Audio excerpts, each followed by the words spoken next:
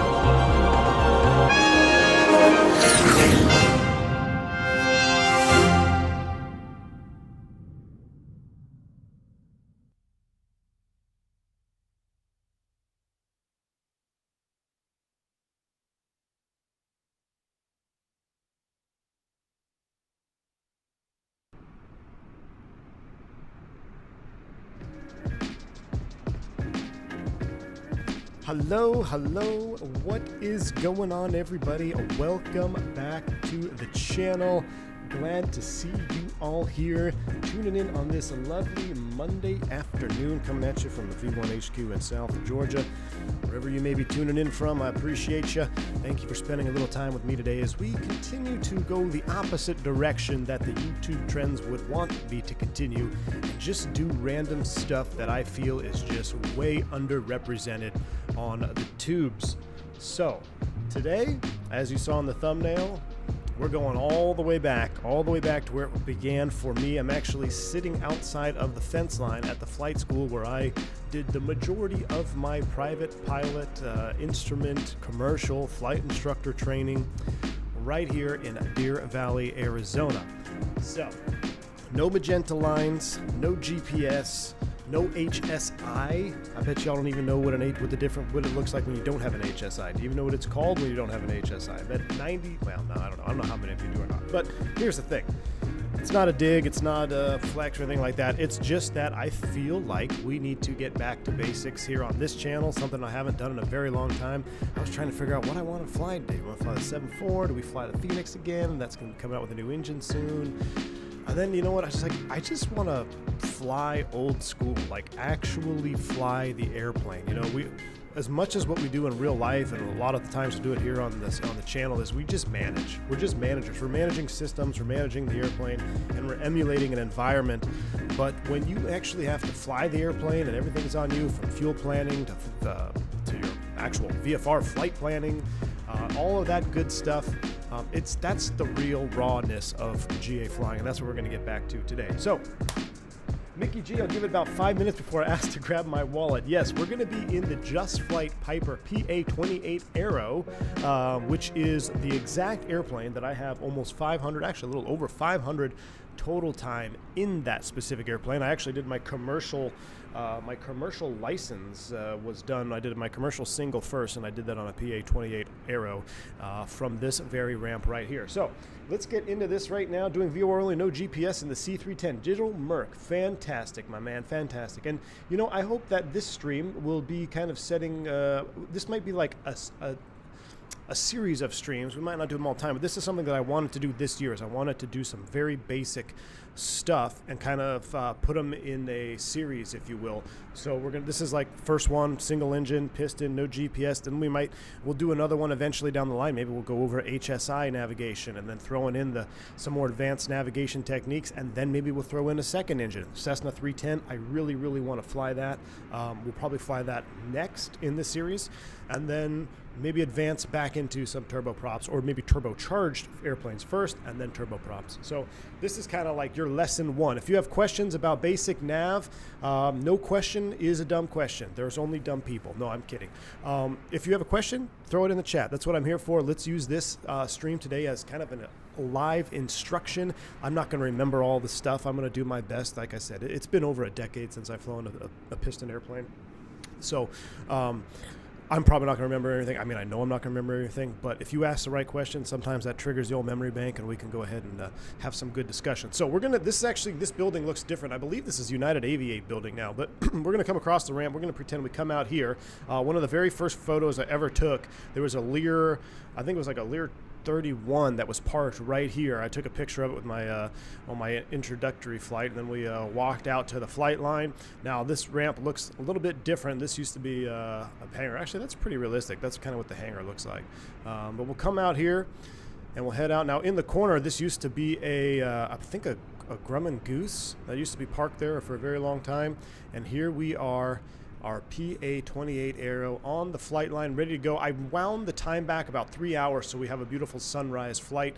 Most of the cross countries that when I was an instructor, I tried to book them early in the morning. Number one, that's just cooler, and especially out here in Arizona, it's you don't have any air conditioning in this airplane. So the cooler it is, the better. I remember sometimes in the summertime, you'd be out here on the ramp, and if you had a commercial student or you were flying the Pipers, no airflow, you can't open the windows, all you have is your door, and it's like 120 on the ramp, OAT, so inside the airplane, it's like 130, 140.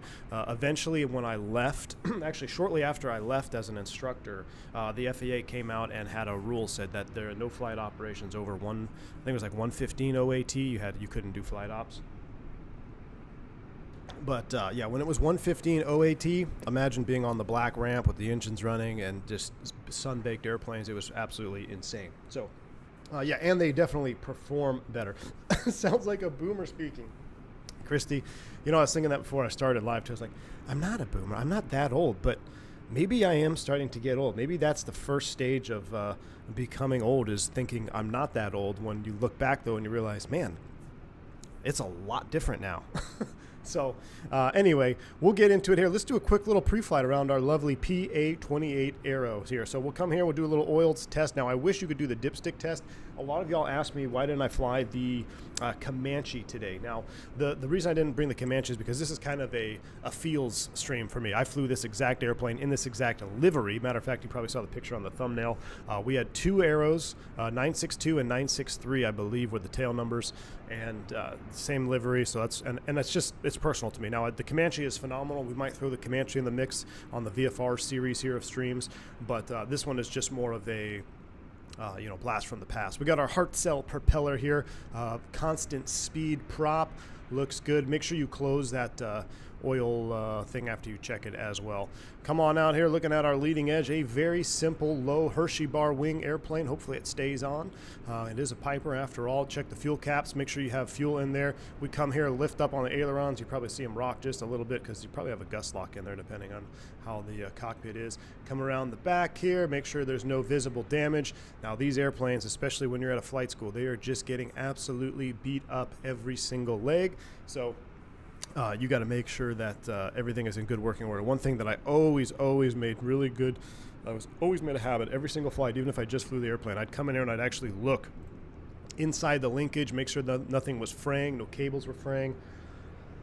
That was always one of my biggest fears, is having some type of flight control snap or some kind of flight control malfunction, because the amount of use that these airplanes got, I'm just like, man, these control cables have got to be taken on some serious wear and tear. So even at night, I'd bring a flashlight and I'd thoroughly check the elevator and vertical rudder, elevator and rudder, to check it thoroughly, make sure as far as up there as I could see, everything looked in good working order.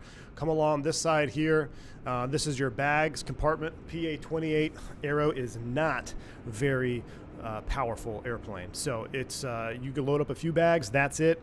You can easily overload this airplane, especially in the Arizona summer, and it'd be pretty rough. So you don't have a ton of bags in there, just throw your little flight kit in there. Matter of fact, most of the time we just had our flight kit, which we brought up, and that would just stay empty. And then that leads us to the cockpit. So we'll go ahead and we've concluded our pre-flight. We'll come over here, we'll go to the pre-flight panel. I don't know if I can turn it on here. I guess I can't turn it on here just yet because we got to turn the battery switch on. So let's go ahead and we'll leave that window open. We'll open this little window right here. Got 30 hours on the PA28. Love this bird. Ryan, I love this bird too. Something about this airplane is just, it flew so nice. Anybody who's flown a Piper Aero, you know what I'm talking about.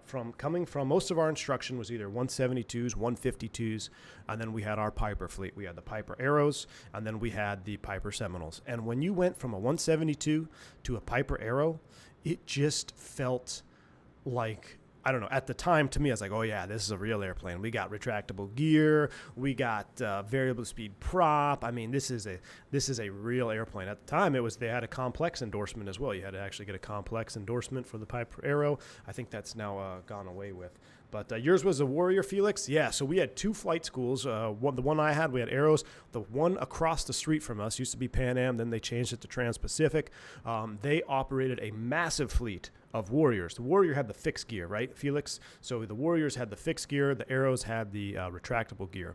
So that was pretty much the only difference. There's some small differences inside of there, but generally speaking, that was pretty much it. So, all right. Just in time, we're the free muffins. Hey, no free muffins in this FBO. You had to pay for everything you had there at the little in the food lobby court thingy inside the building. We had the fishbowl, we called it. That's where all the instructors would stage and hang out. All right. PA28 I'm training right now, but it has G3X touch in it. Does anyone think playing the sim negatively affects your training in real life? Joe, no. It's not going to affect you negatively. Matter of fact, the sim is a real tool. I wish that I had Microsoft Flight Simulator 2020 when I was going through flight training. I had other sims that I used, and they were great, and they definitely helped. But the level of detail that you can get now, and with peripherals, if you are really going hardcore, you can save a lot of money in real world flight training by utilizing Microsoft Flight Simulator as a tool. And that goes for all of them. It could be whether it's X-Plane 12, hell, you can even use P3D. You can use these sims as real tools and really save a lot of money. You just get the procedures down, get everything you need to get down before you even get to the airplane, and you don't have to repeat a lesson. And one lesson, I don't even know what the current wet rate is for a Piper Aero, but I imagine it's a lot more than what I paid. You still need complex and high performance, Alan? Okay. I thought there was one that they got rid of, but maybe I have to look at it. I know it's completely changed. Al W., thank you for the 28 months support, my man. Doing what you do best, dropping knowledge bombs. Hey, Al W., I hope we get to drop some knowledge bombs on this one. This should be a fun flight. I've got my Navigraph chart loaded up. Matter of fact, let's just finish our pre-flight, and then I'll show you what we got in store here. So let's go ahead and continue on here. I'm going to go ahead and turn the battery switch on. We'll leave the alternator off. Battery switch is on. We'll do a quick lights check as well. I also is good check my bindings here. So I'm going to go ahead and check all those, and you'd come outside outside here, you do a quick walk around. I always thought it was weird that I think our arrows didn't have a beacon light switch. It was just the anti-collision. So when you turn anti-collision on, you had the beacon and the strobes at the same time. I think that's how that is. And then you come back in here, you're like, all right, cool, that's all good. Get rid of that yoke there. We'll go ahead and turn those off, turn those off. With the battery switch on, let's take a quick look over here. We've done our pre-flight, so let's close, pull the chocks, get our tie downs off, tow bar off. We'll leave the right yoke. Actually, let's leave the cabin door open for realism. Baggage door and oil door we will close though. Okay, so that's all done. While we have the battery on, do a magic barrel ref key. We'll pull that. Checking all my instruments. What do we got here for fuel? We have full tanks. We're going to go ahead and change that. And then we will do a little flight planning because it's pretty easy to start up. So let's do a fuel. Can I do Shift F to bring a fuel truck over here and adjust the fuel? Let's see what happens. So there's a fuel truck on its way. I'm just curious to see if this is modeled. While the fuel truck shows up, let me guys pull up the Navigraph, and this would be on your knee board or whatever you had here when you were getting ready to do your cross country. So today we're emulating a cross country flight up to Havasu. I've done this exact flight many, many times. I'm going to go ahead and hide that.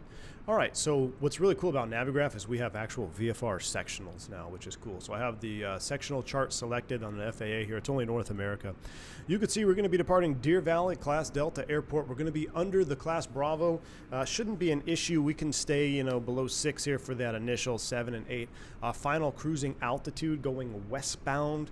I think I'm going to take us up to let's go to 8.5 initially. Maybe we'll go to 10.5 when we get up there a little bit further up. We'll see what kind of performance we're getting this morning. But we're going to go VFR northbound essentially until reaching a visual reference point here. Located here is Black Canyon City. Now with Microsoft Flight Simulator, you can actually do real life, you know, visual waypoints, and most of the time you will see them and you can navigate just like you would VFR. So Black Canyon City is going to be our first visual waypoint. I'm going to back it up and we're going to fly what's called a Victor Airway. You can see this one here because it's unhighlighted. All Victor Airways they're low airways, and they're designed to be used for low IFR traffic and for VFR traffic as well. Kind of gives you some extra guidance, some extra situational awareness and some preferred routing. So we're going to join this Victor Airway, which is 257, and the easy way to see what the system is or what the radio stuff is, I'm just going to switch to IFR low, and then you'll see here Victor 257. You're probably more familiar with that. That's going to be off the Fenix VOR on the 336 radial. Fenix VOR is 115.6, so it doesn't look like that fuel truck is going to be showing up. So right out of the gate here, before we even turn the battery on, let's go ahead and start setting up our situational awareness nav radios. 115.6. We'll go ahead and make sure that is on. 15.6. After that, we're going to continue northbound to the Meyer intersection, which is identified by a cross radial here. We could use cross radials, which is going to come off the Drake VOR 114.1. So we'll go ahead and dial in 114.1. If you're getting audio stutters, I don't know why this is happening. It happened to me when I was watching someone else too. Just refresh the stream. You shouldn't be having any issues. Our drop frames are pretty much nil, and we have a new mic. So you shouldn't be getting any issues, but try refreshing the stream. I don't know why that happens. It's been happening lately, but just do a refresh and let me know. V1, that EFB is cheating. Oh, we're not going to use it throughout our whole flight, trust me. Audio is still glitching? Really? Is it still glitching? I don't know why it would be glitching.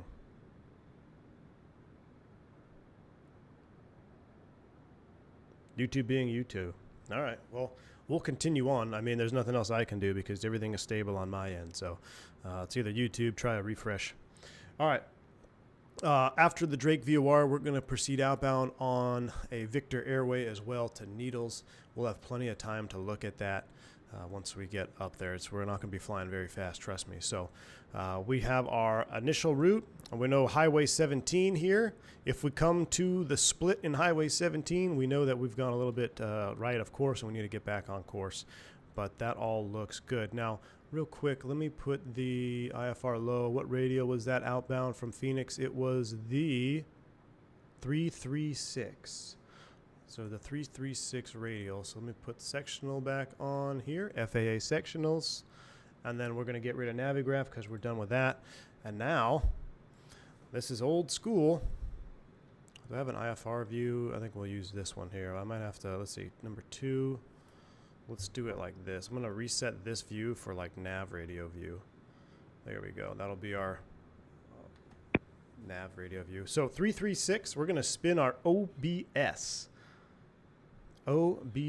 needle here, which is, there's 330, 335 is the middle, so we'll do 336 right about there. And then we're going to be going to the Drake VOR, and that Victor Airway coming off of Prescott was the 127 outbound. But if it's outbound, remember we got to flip that around, so +2, -2, so that's going to be the 357 inbound. Really? Huh, 357 inbound, ironic. To Drake 14.1. All right. So, everybody's fine? Everyone refreshed? Everybody good? Do they even teach us anymore? I'm being sarcastic. Honestly, I don't even know, Havoc Styles. I don't even know. All right, with everything pretty much preloaded, that's all we can do. I guess we're not getting a fuel truck, so we'll manually adjust the weight and balance here before we fire up. We're not taking 100% fuel. Let's go ahead and dial these down a little bit. Let's go ahead and take about 70 in each. All right, and then let's put a realistic passengers in there. So pilot 1, I weigh 210 pounds. Pilot 2 probably weighs 180 pounds.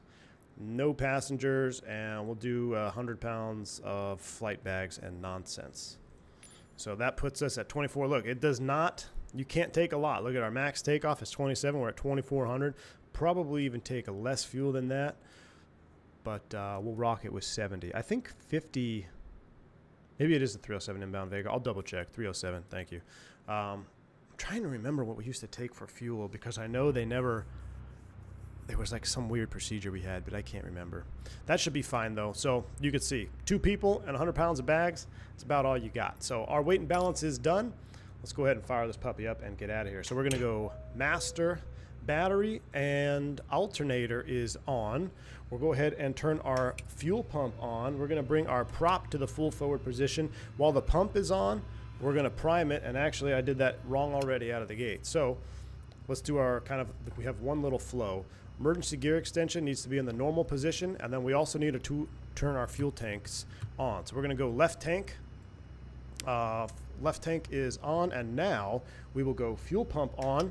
With the fuel pump on, run the mixture up. There's our fuel pressure, bring it back down, and fuel pump off. Now we will crack the throttle, and for sim purposes, you gotta kind of crack the mixture just a little bit. And we're gonna leave the door open, clear prop. Here we go.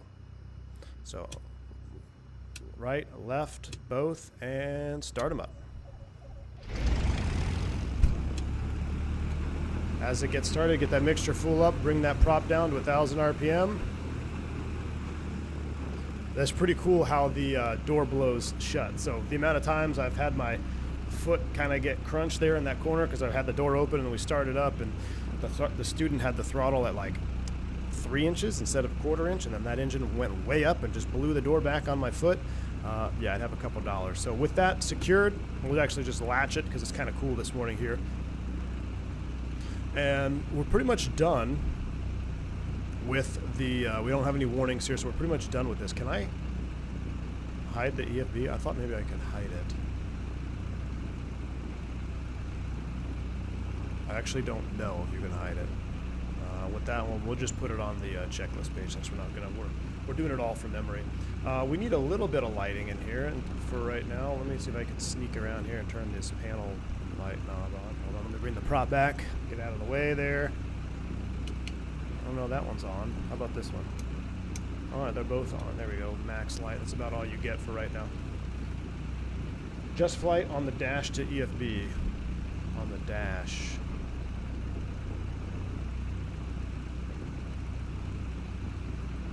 It's the left switch co-pilot side.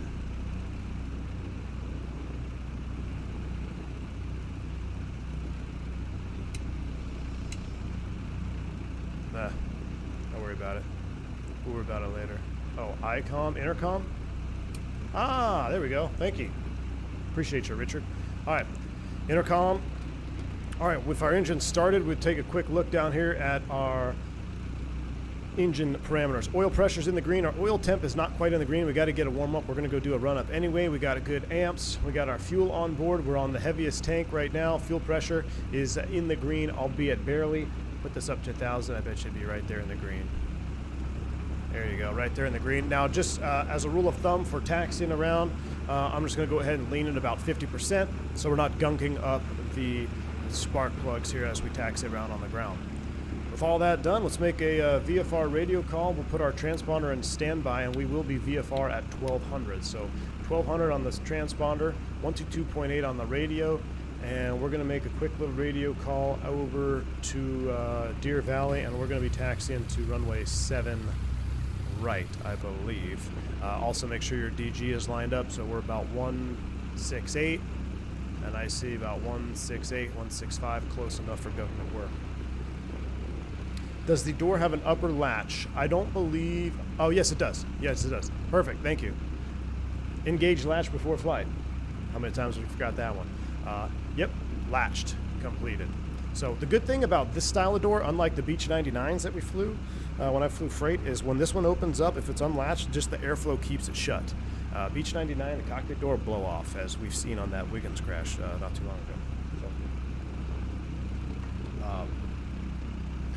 just a little fun fact there.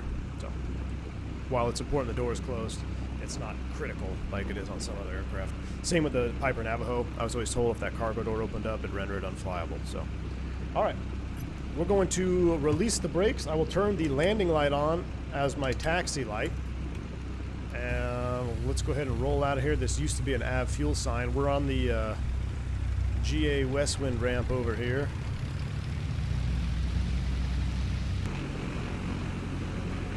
Don't mind this guy. He's just kind of in the way. I wish there was a way to get rid of all those people on GA airplanes. I'm gonna turn the sim down. It's so loud, isn't it? Turn the sim down. Oh, I also forgot to show you. We've got ourselves our wobbling Brunner force feedback yoke. Got to love it. Deer Valley traffic, Aero 963 Whiskey, room taxi into 7 right. We're going to do a quick run up though, short of 7 right, Deer Valley traffic. I think you can, but not the pushback guy. I'll have to look into that, Christy, because it's kind of annoying. Deer Valley traffic, Comanche 714 Bravo Whiskey, we're going to be taxiing runway 7 right.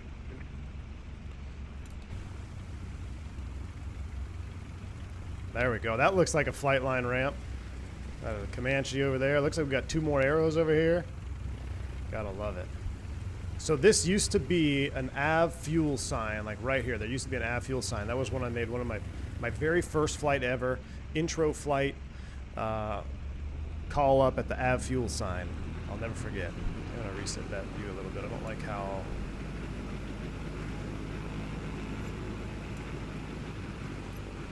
Well, I'm trying to find a good view. I guess that's fine for taxiing.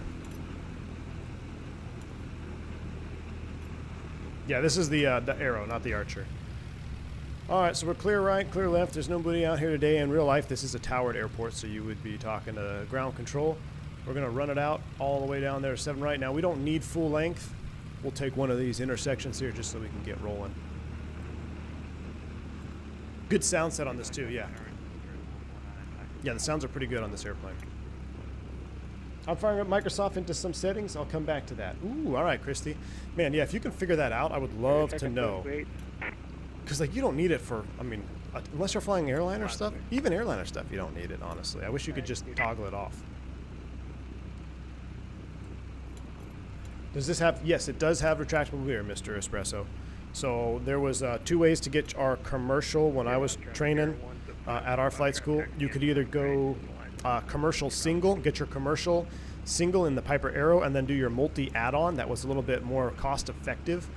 or you would just go straight up, do your commercial multi, and then do your commercial single add-on.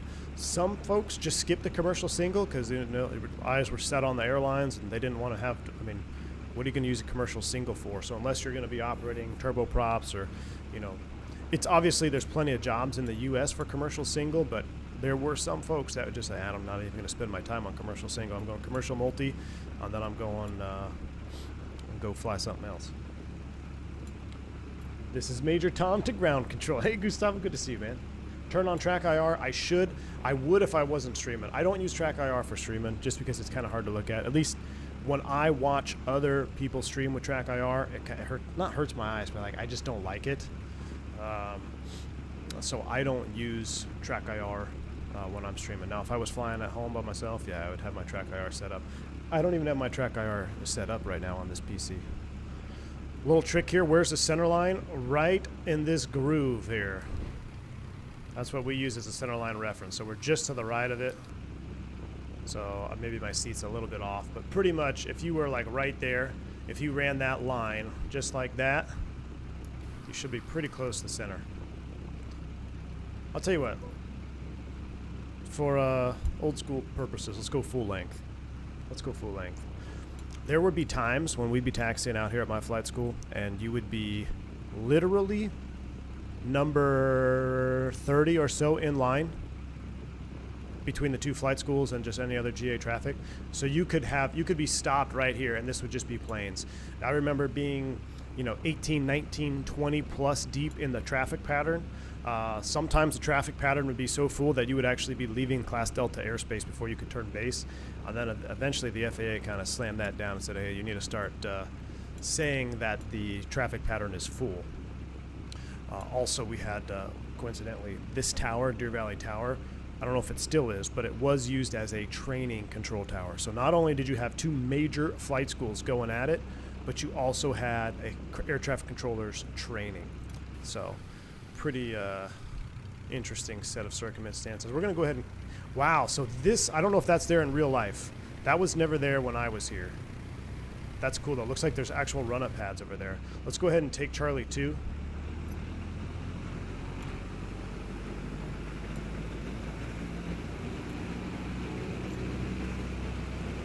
Just as hard to turn in real life. Got to juice it up, step on that brake, get that nose wheel to uncast her. All right, now if you want to get all technical, you could slightly aim into the wind before you do your run up, yada yada. We'll skip that. We'll go ahead and stop here. We'll hold short. I'll set the parking brake. Keep it right about 1,000 RPM. Commercial multi is easier if you already have a single engine, which is nice. Oral systems. Oh, okay, Slam. That makes sense. That makes sense. Baptism by fire. Exactly, Fubar. Exactly. All right, so for the run-up, we'll go ahead and close our little smoker window. Now, a couple things we're going to check on the run-up. First and foremost, let's not get too deep into the weeds about the constant speed prop. I will probably end up having to do some dedicated video to that, but essentially what we do here with this middle lever, the blue propeller lever, is we can adjust the angle of attack on the propeller blades. So for a run-up, we're going to do a prop cycle depending on the OAT. Just to be safe, we're going to go ahead and do it 3 times. That way we get some nice fresh oil moved into the hub. That way we don't have any like propeller sticking should you lose an engine, need to feather it or whatnot. So it's we're going to get nice warm fluid cycled through the propeller hub. We're going to do that. We'll also check our magnetos. We have 2 magnetos, right and left, and we'll also check our alternate static. I wonder if that even works. So first and foremost though, let's go ahead and run it up to 1800, make sure we're in the green, which we are in the green. So I'm going to bring everything full forward, mixtures and props full forward, bring our throttle up to 1800 RPM.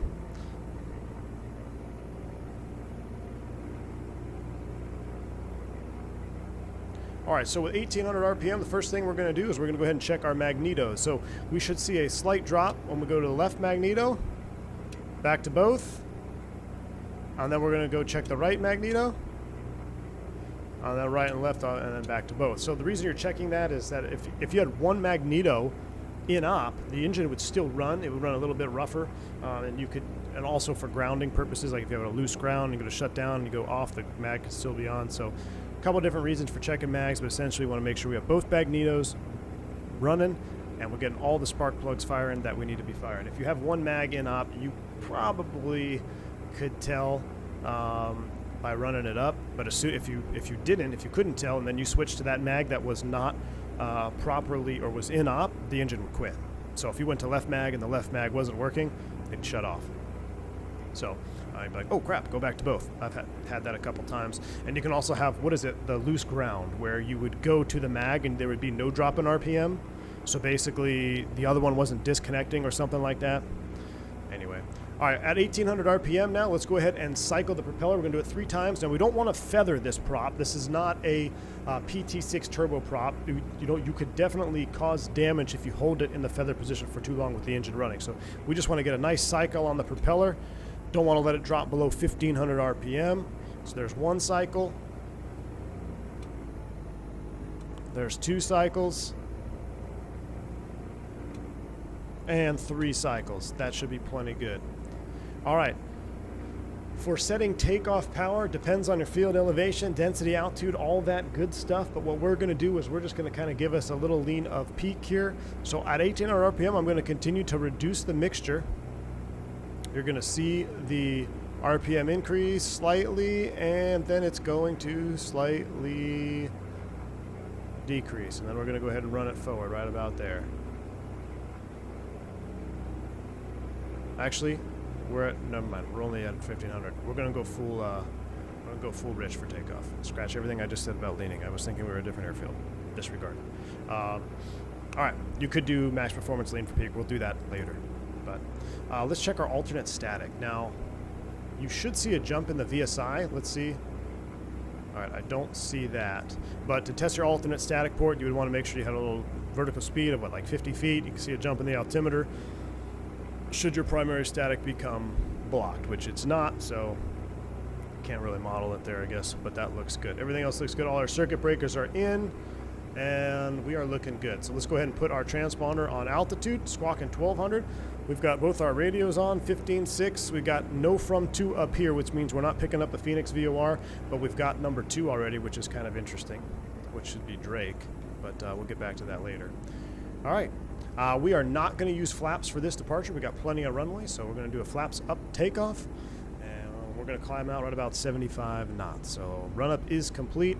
Engine temps are green. Let's go ahead and go to the fullest tank, which is going to be the right tank now. You can see our left tank is burned down a little bit. Well, we've been on it this whole time, so fullest tank for takeoff and landing. So that's going to be the right tank.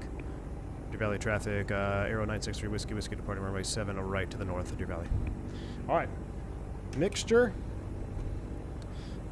full rich, fuel pumps on, we'll get all our lights on, and let's go.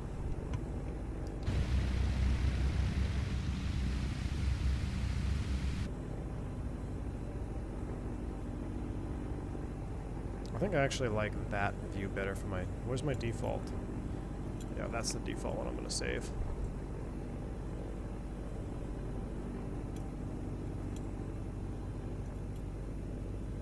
All right, so for setting power, nice and easy on the Aero. Not a turboprop, you don't have to worry about over torquing, over temping, anything like that.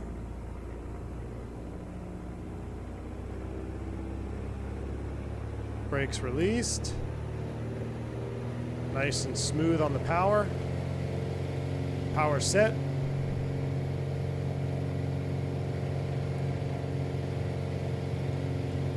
Must have a hell of a crosswind or something. I've got full left rudder. What's going on with that? I have full left rudder. That's interesting. Okay. Hold on. Positive rate, gear up. Is our rudder trim like running or something? That was interesting. That's the first I've had that. Positive rate, gear up. Trim it up, pitch it up. About 75 knots. Aero has a very heavy nose. You know what? I think I did have rudder trim on. I was messing with the binding. I'm going to reset. Maybe that was it.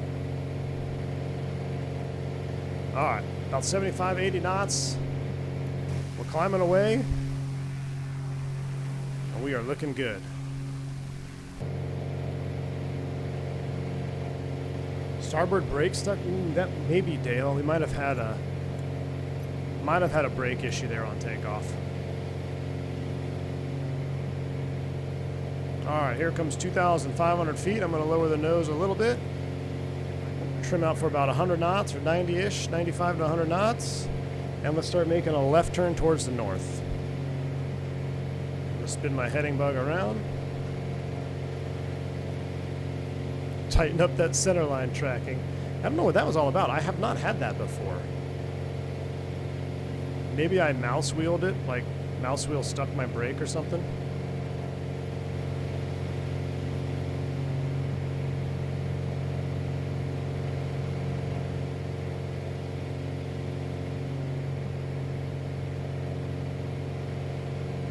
All right, now that we're through 1,000, come down here. We'll leave our manifold full. I'm going to pull that prop off that red line, but we'll leave it full. And then let's go ahead and lean the mixture about what is a quarter inch every 1,000 feet in the climb. We'll take an initial on-course heading of, let's make it 010.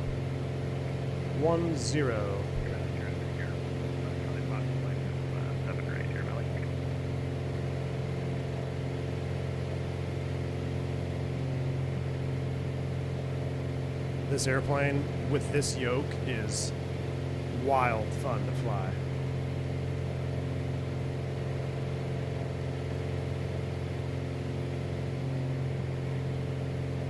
90 knots, looking good. All right, so according to our flight plan, we wanted to go up towards Black Canyon City. So let's come left now that we're pretty much leaving Deer Valley's airspace. We'll continue to the left, and we're going to get up towards 17, which is the road over here.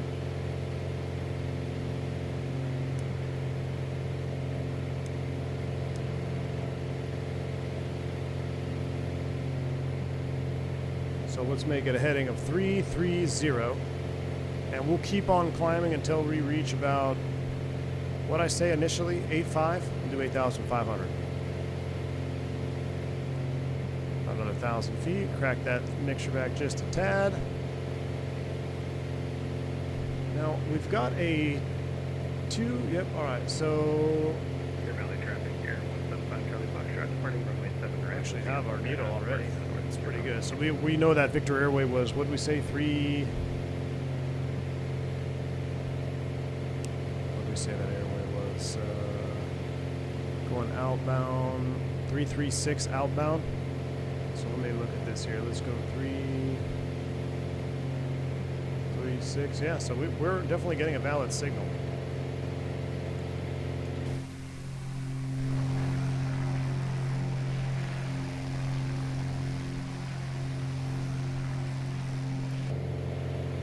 Something I noticed in real life is people left the plane, they'd kick the rudder trim knob progressively and put in more left trim. The number of times I had to adjust on climb out. Well, the only reason I brought up rudder trim is because I have a binding for it on my Throttletek, and I was messing with it, and I don't think I reset it. So that, and I have state saving enabled, so that probably is why. So right now I'm adding just a little bit of right rudder trim. I want to keep the ball centered. Remember, we step on the ball. Doing 90 knots, we're looking good. 500 feet a minute. She's no King Air.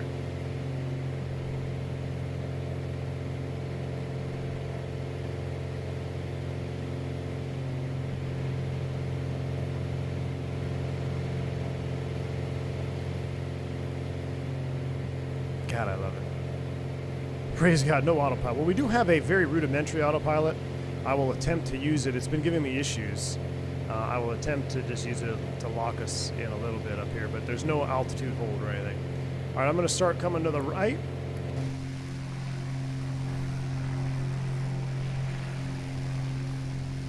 So as we briefed on our pre-departure briefing, we know that Victor Airway outbound is about, well, not is about, but 356. So our OBS is at 356. We can go ahead and fly a little bit right to join. If I put my heading bug on 356, that's about 356 right there.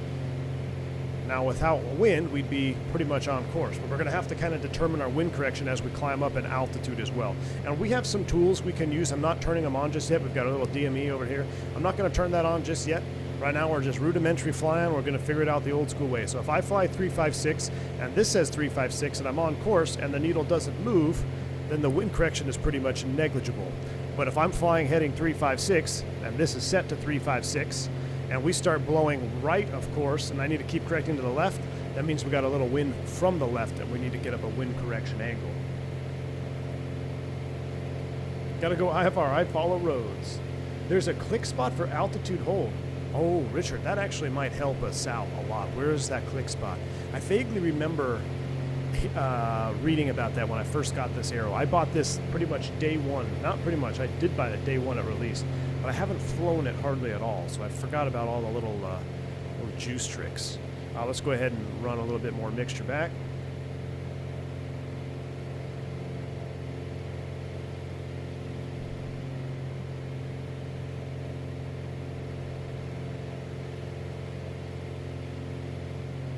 All right, 336. Now let's come on to our on-course heading, 336, and we'll see if we can determine any wind correction angle. So our needle is pretty much centered.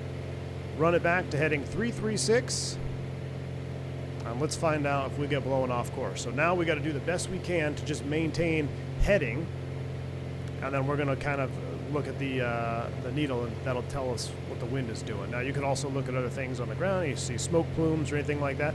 That's Lake Pleasant out there. Lake Pleasant Party Cove, people, where you at? That used to be our maneuver area too. We used to go out there and do a bunch of maneuvers. Practice area. All right, we're approaching 7,500. We're going to be climbing up to 8,500 initially. Altitude hold is the top of the AP mode dial.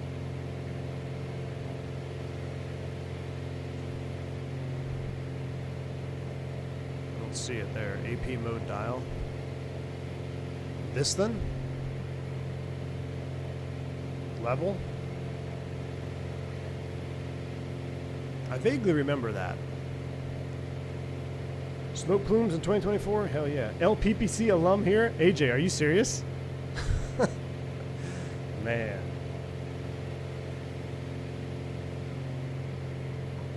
It also responds to your Alt button on the Honeycomb Bravo.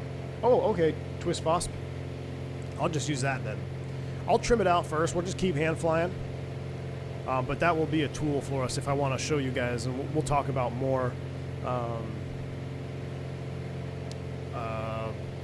more cross-country stuff when we get up to altitude too, and that'll be a big help. So I kind of forgot to turn that fuel pump off after takeoff, but what I'm going to do now, since we're only 500 feet from level off, it's good practice that every single time you switch the fuel tank, you turn the fuel pump on.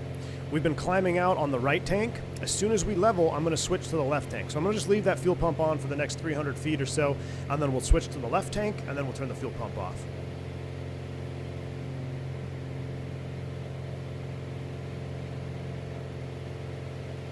Hell yeah, AJ.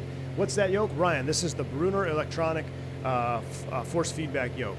All right, approaching 8,500. We're going to level it out. We're going to use some trim. Don't pull your power back until you get the power setting or the speed that you are planned to cruise at.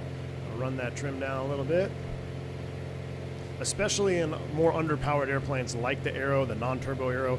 It used to be not a pet peeve, but I always used to hound students. I was like, look, don't bring that power back until you've actually accelerated to the speed that you want to accelerate to. So just kind of a smooth operator technique. You don't want to bring power back to lower the nose, because yes, that does happen. But if you bring power back, then you level, and then you add power to speed up, now you're just jockeying the airplane around. So let it accelerate, trim it out, trim it out. We'll do our rich of peak here in just a minute. A little bit of turbulent up here at 8.5. Interesting.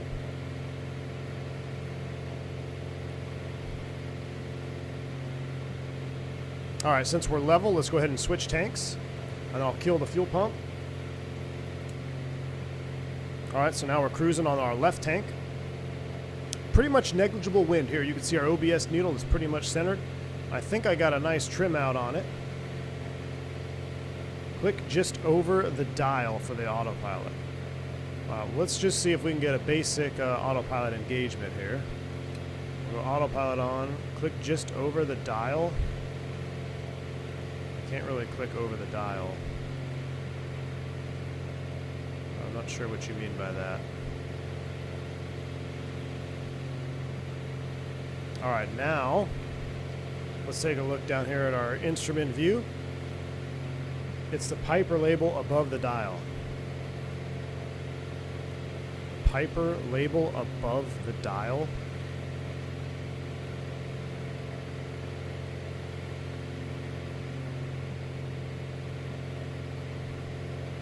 You might as well be speaking Chinese. I have no idea what you're talking about. Alright, let's go ahead and bring the manifold pressure back, whatever you planned for. And then we're going to bring our prop back to our cruising RPM of 2400.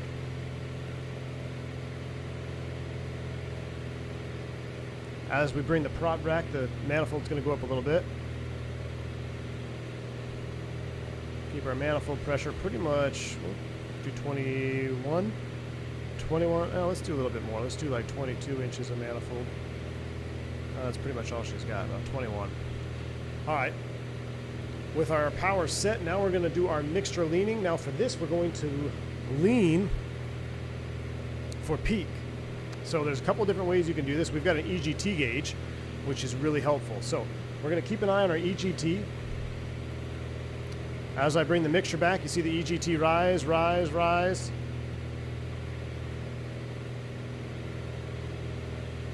Oh, she's really going up.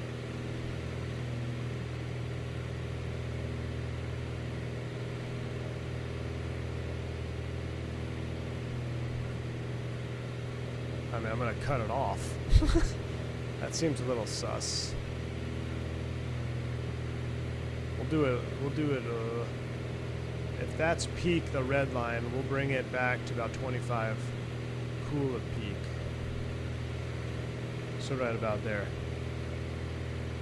Alright. Now, I don't think heading mode works. I was having issues with heading mode. Yeah, because the GPS thing is like kind of bugged out. Next to the ignition key. This thing?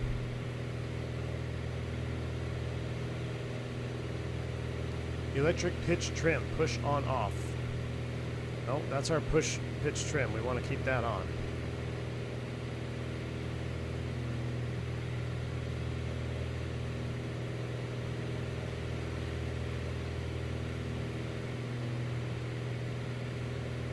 The rotary knob that allows you to click the Piper label.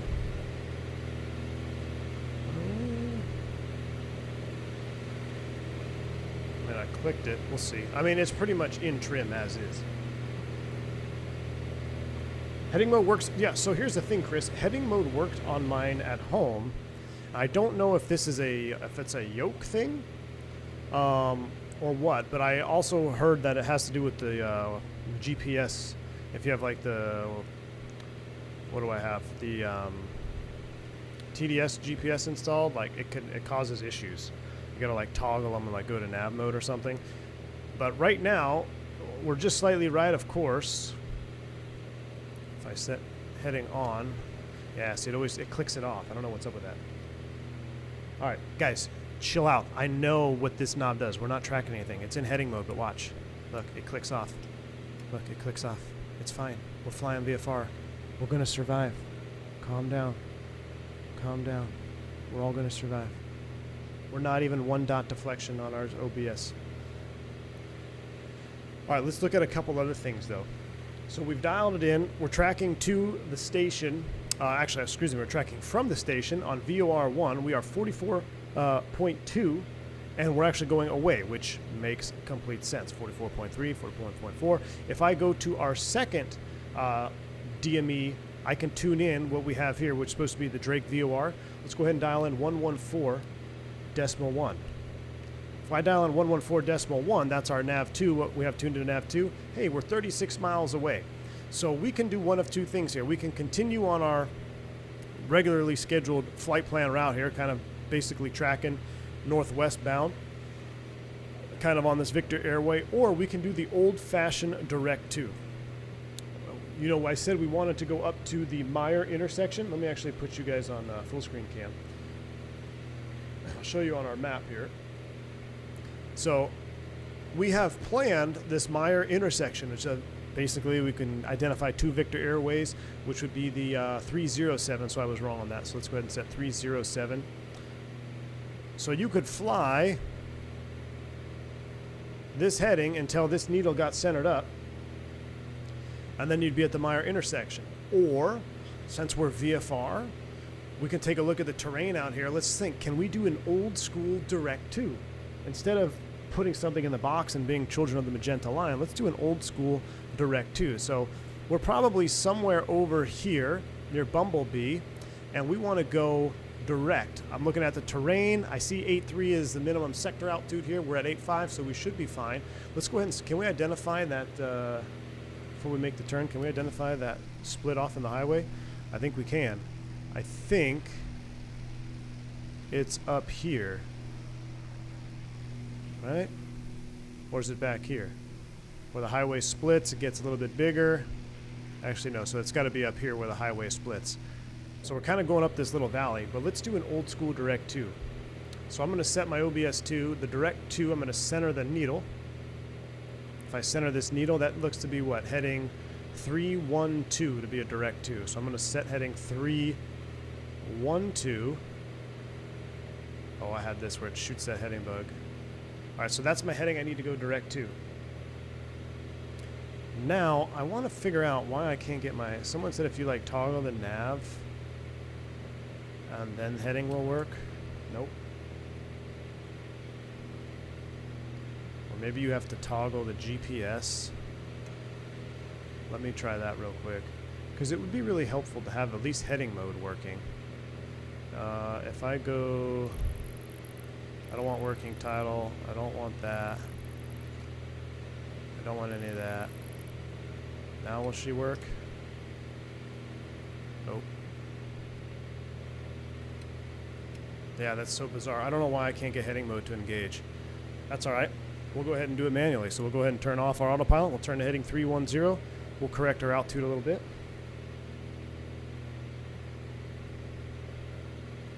I'll come down to 8,500. And we'll make a nice gentle turn to 310.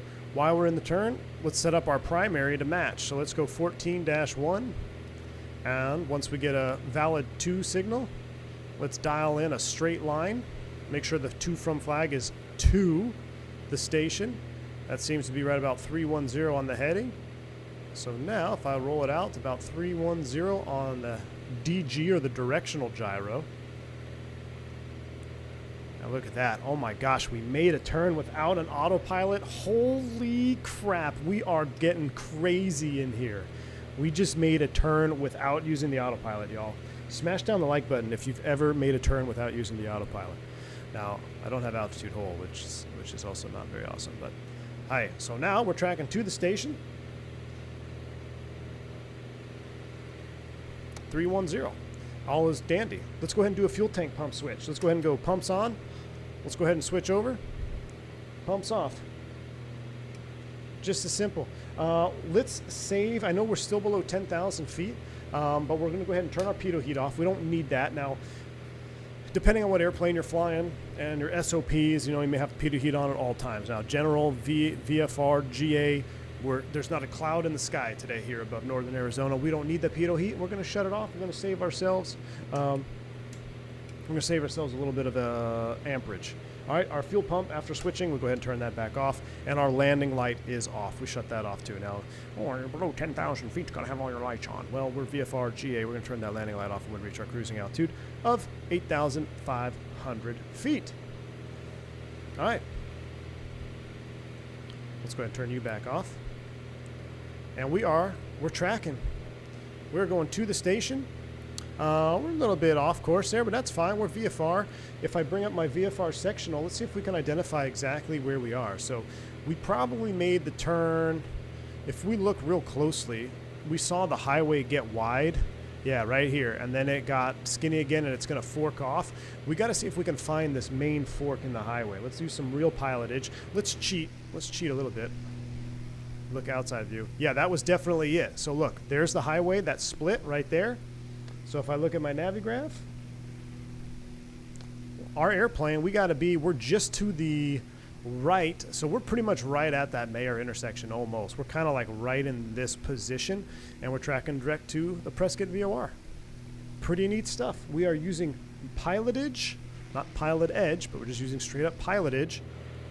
And we're flying too. Now, as we continue to go westbound, it's going to get a little bit higher terrain. So I'm going to initiate a climb. So powering up, let's go ahead and give us a little bit of mixture. Let's go ahead and give us a little bit of prop, about 2550, and let's give ourselves full manifold, and let's commence a climb, a little bit of trim. Let's climb out, and we're going to continue the rest of our flight out there at 10,500 feet. As we get closer to the station, you see our OBS is starting to oscillate a little bit out. That means we either got a little bit of winds picking up here, or we just got a little bit off course, might be a little bit of both. So I'm going to make a little bit of a correction. I'm going to fly a heading of about 305, get back on course, and once we identify Prescott, heck, we don't even have to fly over the VOR. We can set up a heading and go VFR out to the west and cut the corner. So we're going to take heading 300. We're in a climb. We're pitching up for about that.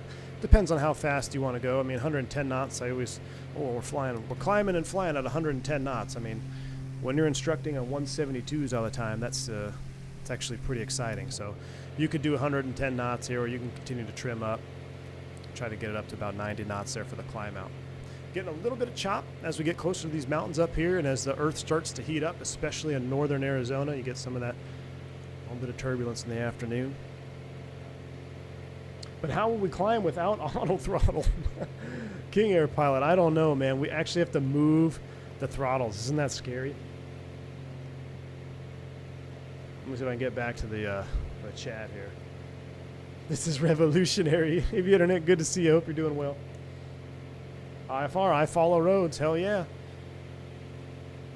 So if you look, you see that OBS needle is still pretty... still off course a little bit, so we're probably getting a little bit of wind. As we climb up, the jet stream tends to do what? Tends to get a little bit stronger too, and especially as you get into the flight levels, it generally always gets stronger as you go up. That's not always the case in the climb out when you're flying Airbuses or airliners or any jets really. I always pay attention to the winds aloft, especially when I'm, plus or minus 7,000 feet from my cruise altitude. I keep an eye on the winds, especially in the wintertime here in North America. I'm like, okay, so we're passing 30,000 feet. We're climbing up to 37. What are the winds at 30? And then when we get to 37, what are the winds? And if it's a massive difference, I might run some fuel numbers and think about flying at a lower altitude to save a little bit of time, save a little bit of gas, but that's not always, there's always a trade-off, right? Depends on how much time you're going to save. Will you end up saving gas? Is it worth burning extra gas by flying lower? Same principle here, just in much smaller quantities. You leave 8,500, you may have 7 to 10 knots. You climb up to 10.5, you may have 15 knots. And flying uncorrected over time, it's definitely going to make a difference. Migs, good to see you. Welcome. All right, we're still doing about 500 feet a minute, and we're at 90 knots, so you can tell the good old Aero, she's giving it her best. As our needle gets to get centered up here, I'll start making my way back.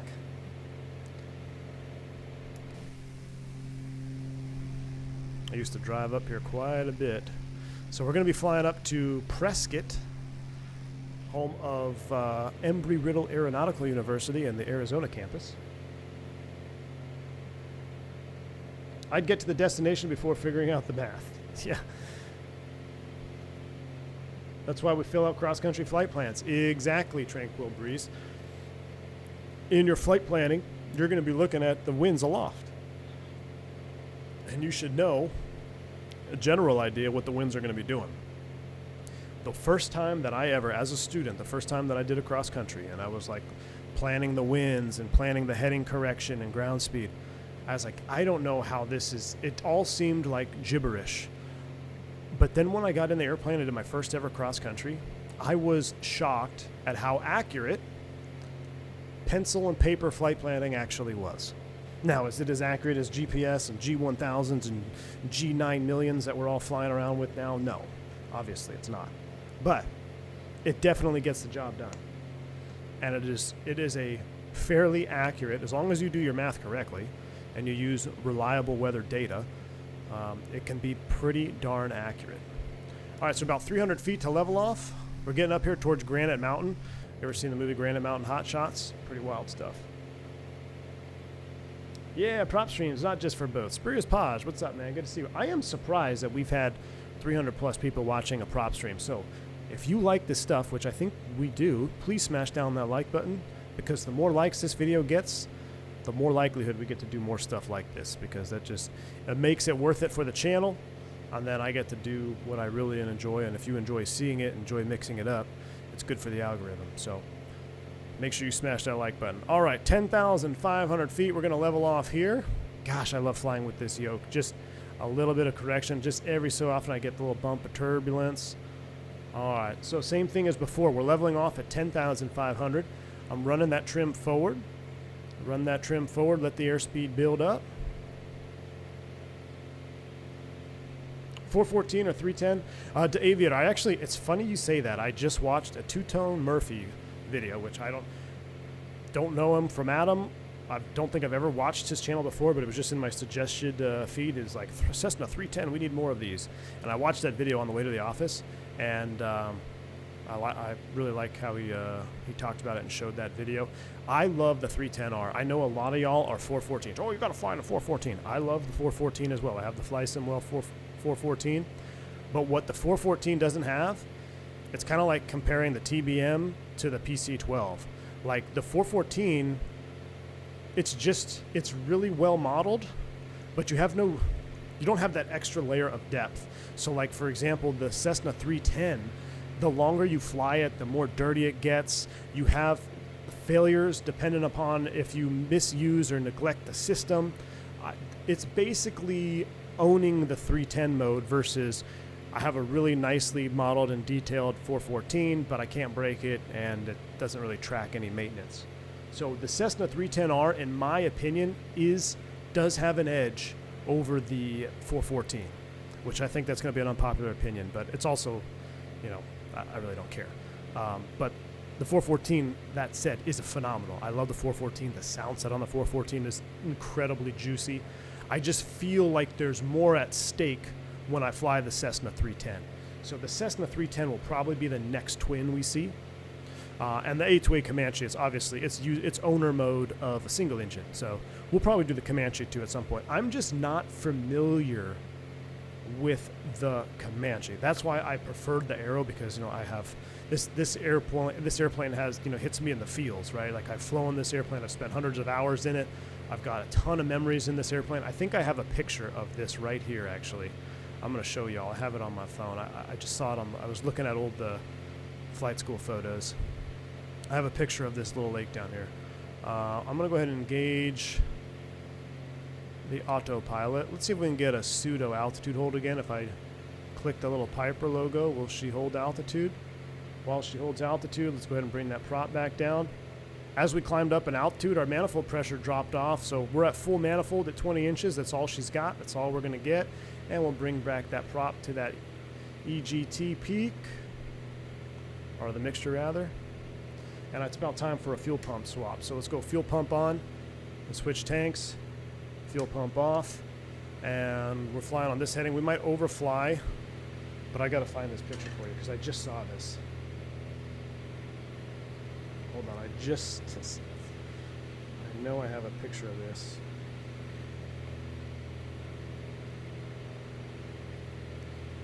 .402s, my baby used to fly in Venezuela. Ooh, a Cessna 402. Yeah, that'd be nice to have a 402. Yeah, the 310. Yeah, 310 is nasty, man. I love the 310. Ugh, I know I can't load it.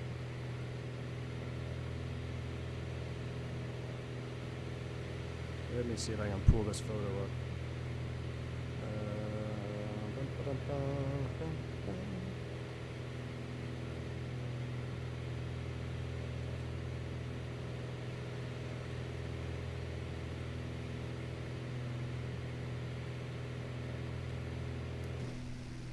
So we're going to fly past it. We need to be going left. But yeah, there's the lake. Wow, you got to see this, guys. Look at this. Can I show it to you on this cam? Look at that. That was taken in a 172 versus right now. How cool is that, though? I mean, what a time to be a flight simmer. Absolute wild. Absolute wildness. All right, we need to make a turn here. Our outbound radial was the 259 off of Drake. So we have Drake tuned in. Let's select the 259 radial. So that's 260, 259. 259 is almost 90 degrees to the left, but you know what? I bet you if we fly an intercept heading, we'll intercept it. Let's take a heading of 280. Let's turn off the autopilot. And let's make a turn by ourselves to heading 280. Oh my gosh, we climbed up 300 feet. What are we going to do? Well, let's lower the nose and descend 300 feet. We're flying, Chad. We're flying. There's the old Prescott campus, Embry-Riddle. Down there, I've beat those runways up a fair share amount of times. Drake VOR is actually out here over the middle of nowhere. I used to think it was on the field. And then one time I almost got disoriented because I was flying an instrument approach for practice as an instrument student. And my instructor's like, "What are you doing?" I'm like, "Oh my gosh, I'm dumb. I thought the VOR was on the field." Yeah, so the VOR is actually north of the field a little bit. And you can tell we're 1.6 miles from it. Cool. Once we get, I'm going to just keep hand flying. I'll tell you what, let's just keep the tiller cam on. Let's keep hand flying. Let's lower, let's get a little bit of trim down there. Let's descend back to 10.5. Let's do a magic barrel ref check. Ooh, we actually went up in pressure, so we'll descend a little bit. We'll get back to 10.5.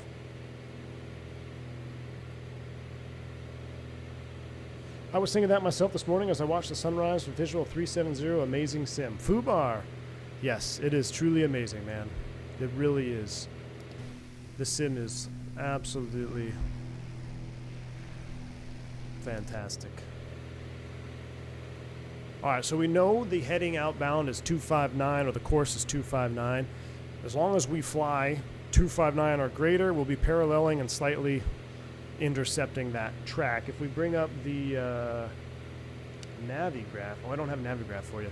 The reason we want the 259 is there's some restricted airspace that we don't want to... Oh, there's a VFR airplane. There's some restricted airspace we don't want to cut into. So you don't want to just go 259 right out of the gate when we look at our chart. But can I pull up... that's a point. If I go to charts over here, and I go to... I guess there... What about map? Oh, there's no way to change the map to like a VFR thing, huh? Is there? That's fine. That's alright. I'll show you all on Navigraph once we get stable. Look, our OBS needle came across. Let's go ahead and get on that 259 heading, about let's call it 260, because I like easy math. And guess what? If you fly 260 instead of 259 for about 50 miles, you may be a little bit off course, but you probably won't be lost.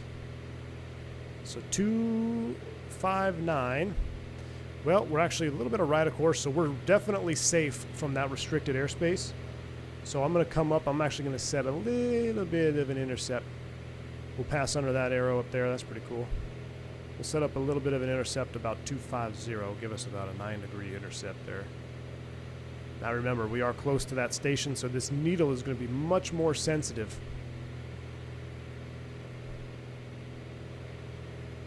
Did we remember to bring a thermos of coffee? Did we? Almost just spilled it all over myself. But we sure did. Jeez. I think I spilled on my pants. Above the mode selector for altitude hold. I know. But if you trim it out, guess what? It's basically altitude hold. Isn't that crazy? So if you trim it out and have a constant power setting, you pretty much have altitude hold.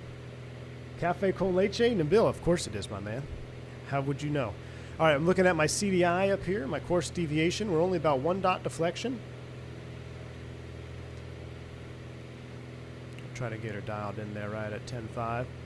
Once that is nice and centered up, I will set my 259 heading, and we'll be tracking outbound. All right, there's 10.5.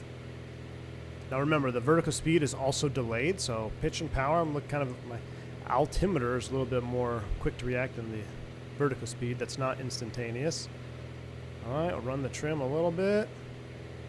All right, now let's go ahead and come back to the right to 259 to match up our course. Now I should have this one synced as well, but I'm gonna do it here after I turn in. Winging it. Are you having internet issues, or are you trying to get banned? I see you've been a supporter for a long time, so I have a hard time believing that you're trying to get banned. But we know where the altitude knob is. Alright. She's trimmed out. Look, Ma, no hands. And look, it's doing altitude hold things. Let's go here and let's select that. Click the imaginary spot. I repeat myself when under stress. Was it hard to teach your students some pilotage out of this area? Looks like there are very few. John, no, not really. Let's go back here to this cam. I'll show you a navigraph I was talking about. There's actually, you learn to pick good landmarks, John. You learn to pick good landmarks. So this is why you don't want to make that turn too quick, is this Baghdad 1 MOA. Now a lot of times it's cold, but on a Monday, well, today's technically President's Day, so it's probably cold, so you can fly in there. And you can fly into MOAs. There's nothing wrong with flying into MOAs as long as they're either cold or you have approval to go in. You can get information on Prescott Radio there, or you'd really be talking to Albuquerque Center, I think, right now for the Baghdad MOA. But we're going to fly right along here. Our next VOR is going to be Needles. We're not actually going to go there. We're going to see if we can get a visual reference and land and have us do without an approach.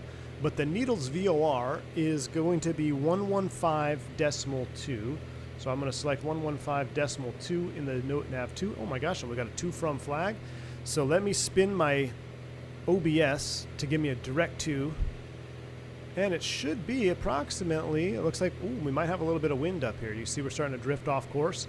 So right now a direct to is 257.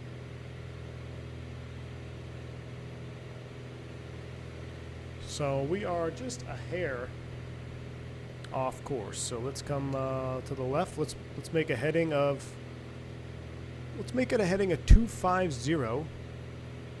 And we'll lock it in there. Maybe that'll be an appropriate wind correction.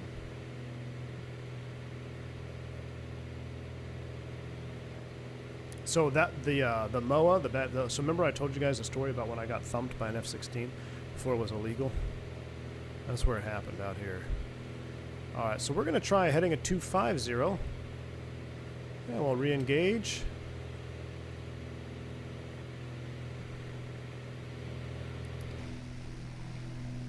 Now there is going to be some sort of a mine out here, I believe. We'll have to look for it because I also have pictures of that. Let me turn navigraph off. You'd need to be unwise to fly through a hot MOA without comms. Absolutely, it would definitely be unwise. That is definitely a true statement. Let's see. Excellent King Crimson. Oh. Did we almost just hit another airplane? No, Elena Zane, I almost spilled my coffee. I went to bring my coffee over and I hit my mic when we did that. Why are we climbing rapidly? Did we just hit an updraft? Might have just hit an updraft. Or pressure change. Yeah, we had a pressure change. I just hit Magic Barrel Ref. Lock it in. So let me pull up the map. Find any visual references. What is something we can look for? Well, we're going to be traveling along here. There's not a ton of landmarks on this part. Why do I feel like we're descending? We are descending a little bit. Well, let's see if we can find ourselves a good reference. Big Sandy, there's a private strip, a wash. I always said these were bad references. Even though they're identifiable here on the VFR chart, finding dry lake beds and stuff is pretty hard. They're pretty poor visual reference. The biggest thing I would probably start, I mean, look, think big picture. What do you got? You got a mountain chain out here. This is the Hualapai mountain range. So 7,200 feet. I can definitely see that there's a mountain range out in front of me. So I know I'm not past that. You also have, Looks like a valley between two peaks up here. So you don't have a ton of good references until you get up to Alamo Lake. We should be able to see Alamo Lake off our left wing. I've fished Alamo Lake before. So that was kind of my suggestion to the students, was like, hey, you know, maybe Alamo Lake, there's not a lot of water in northern Arizona. So when you do see some, it's probably on a chart and it's easily identifiable. Now, if we're having a hard time picking up landmarks, what could we do? We could always climb up a little bit more, get a little better reference, right? And you got to start thinking about oxygen levels, though. So now VFR daytime without oxygen, you can go up, what, to 12.5? We are going westbound. We could select 12.5 if we want to. Should we take 12.5? How many miles do we have to the Needles VOR? The Needles VOR is 15.2, so let's put it on nav1 now too. Let's go 15.2, Needles VOR. Let's give us a direct 2. We'll center them up. That says 256, direct 2. We're about a little off heading there, about 256. But we are frequency 15.2. 79, so we're 80 miles out. So we got a little ways to go. Why not? Let's climb it up to 12.5. So we're going to power up, right? So we're going to give it a little bit of mixture, not full mixture. I'm also going to turn the autopilot off. She seems to be struggling. We're going to run that prop up about 2550. Our manifold is all the way full. So now we're just pretty much pitch. Power is set. We're pretty much dealing with pitch now. So we'll enter a nice little 500 feet per minute climb. And we're going to take her all the way up to 12,500. We don't need supplemental oxygen for that.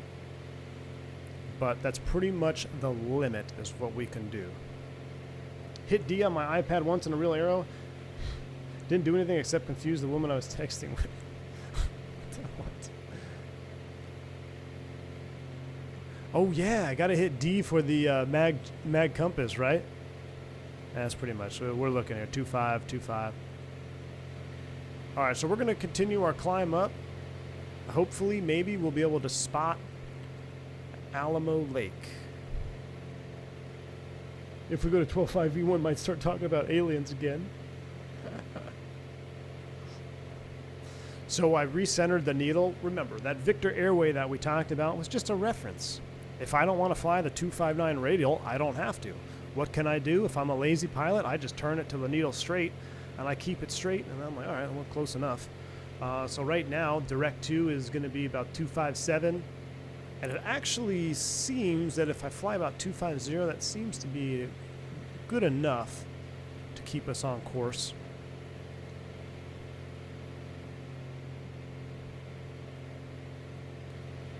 So we're in the climb, up to 12.5. Now imagine doing this and then having to come back. Talk about a long day as an instructor.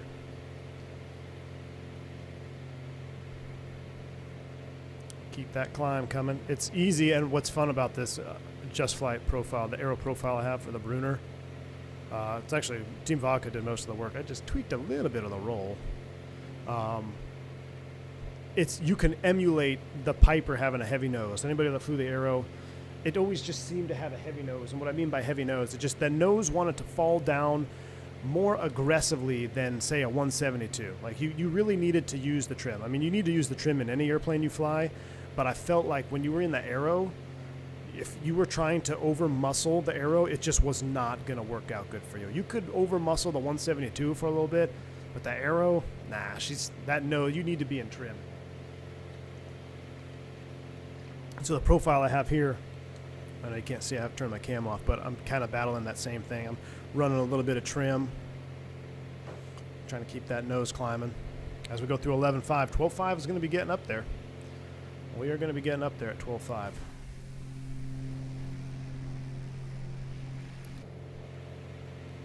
"90 knots, and we're doing 200 feet a minute. The Aero 4 was especially weird. Yeah, Key 6, man, I just flew over your alma mater back there. I don't know if you were here for that, but we flew over the old PRC. Vodka, good to see you, man. Aero profile is good, man. I love it. I love your aero profile. But I don't think that 100 that I put on the roll is much at all. Is too much at all. I just thought 70 was a little bit light because they are heavy on the controls. The Aero was always heavier on the controls. But that's all I changed, man, is I put the 100 on that initial, and then I tried getting the autopilot to work, but it's still bugged with that heading mode thing for me. I think it has to do with the GPS, like you mentioned. We're trying to get up to 12,500, which we may not be able to get up there.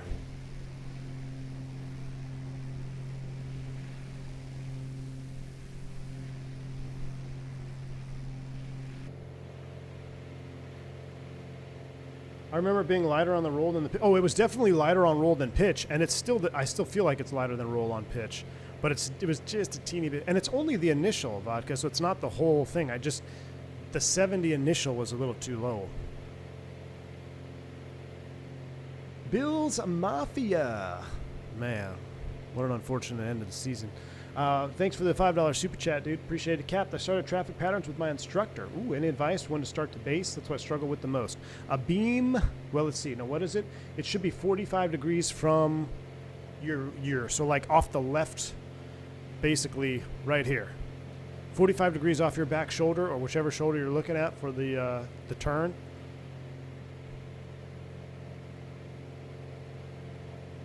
I don't know if we got enough juice to make it a 12.5, chat. We'll see. What airplane are you in? But Bill's Mafia, appreciate that $5 super chat. And hey, listen, practice the patterns in Microsoft Flight Sim. Fly whatever airplane you're flying, and then practice it, because that's something that you can practice in the sim, is knowing when to turn that base turn.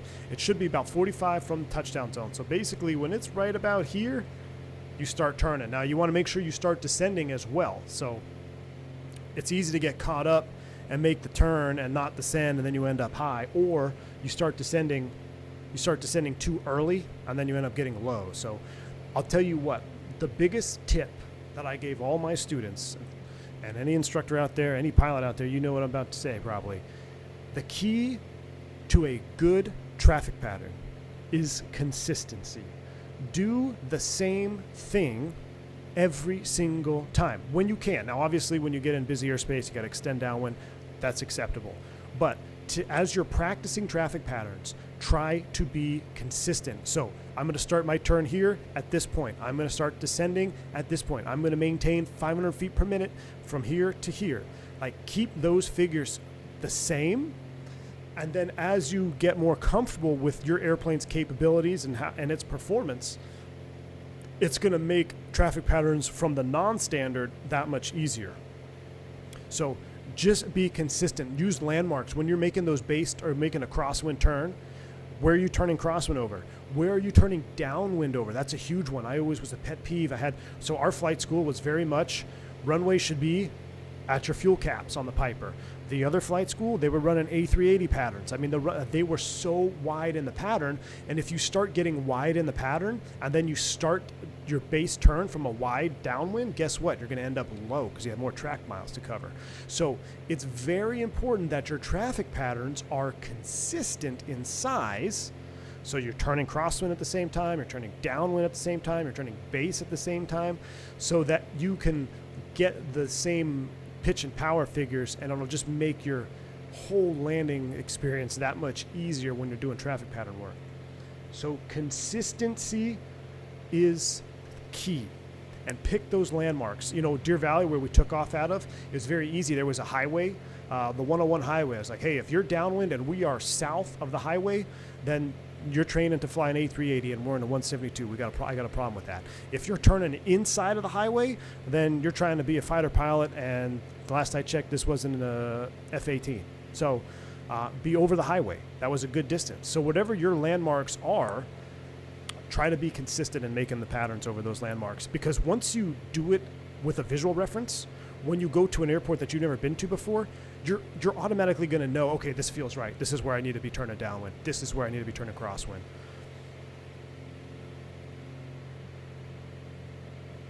All right, so we've leveled off at 12,500, and oh my God, we did it without an autopilot. How are we even flying, chat?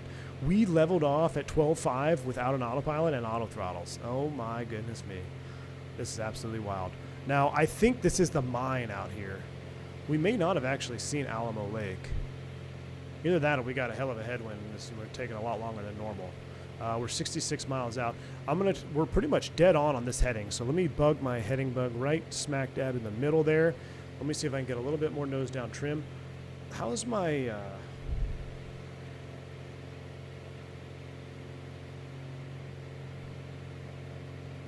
EGT? I feel like I'm going to cut the engine out, man. I think the mixture leaning is a little bit off on this.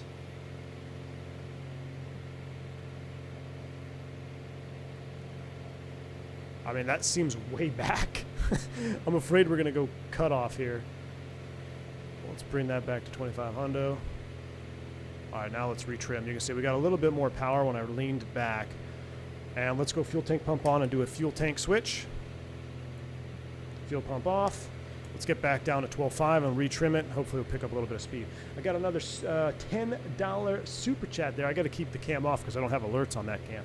Winging it. Thank you for the $10 super chat, man. Appreciate you. Your enthusiasm is contagious. Could you post your aero profile to Bruner? Yes, winging it. I sure will. I will do it after this flight. Team Vodka, hope you don't have an issue with that. Most of the credit is Team Vodka. I just tweaked it a little bit with the initial roll, and then I tried working with the autopilot settings. Right now, I'm having a hard time getting the autopilot to work, and I don't know if it's a Bruner thing or my working title GTN GPS thing. So winging it, I will post it after this stream. Just use caution with the autopilot. I don't know why I'm having issues with the autopilot. I have to diagnose that a little bit more. But appreciate the $10 super chat, my friend. Glad you're enjoying the content. Thanks for the kind words. Key 6, a $5 super chat from the Riddle Rat himself. We had a crash when I was in college, and one of the factors was how we were taught to fly patterns. Ooh. What was the... Can you elaborate out on Key 6? Maybe we can spread some knowledge here in the chat. Maybe we can help some fellow aviators. So can you elaborate on that? So there was an accident, and the factor was how you were taught to fly patterns. I'm curious to see where you can go with that. Thanks for the $5 super chat, man. I appreciate you. All right, so we're leveled off here at 12.5. I'm going to try to do an autopilot. I'm actually going to need a little bit of roll trim, so I've got my roll trim down. Yeah. And let's see if this will work. I'm going to just try heading in. I know that. Yeah, it doesn't want to hold heading. I don't get it. I'm going to go ahead and hit the magic altitude. Like, are you guys sure? I feel like y'all are messing with me. It doesn't seem to be holding altitude when I hit that button.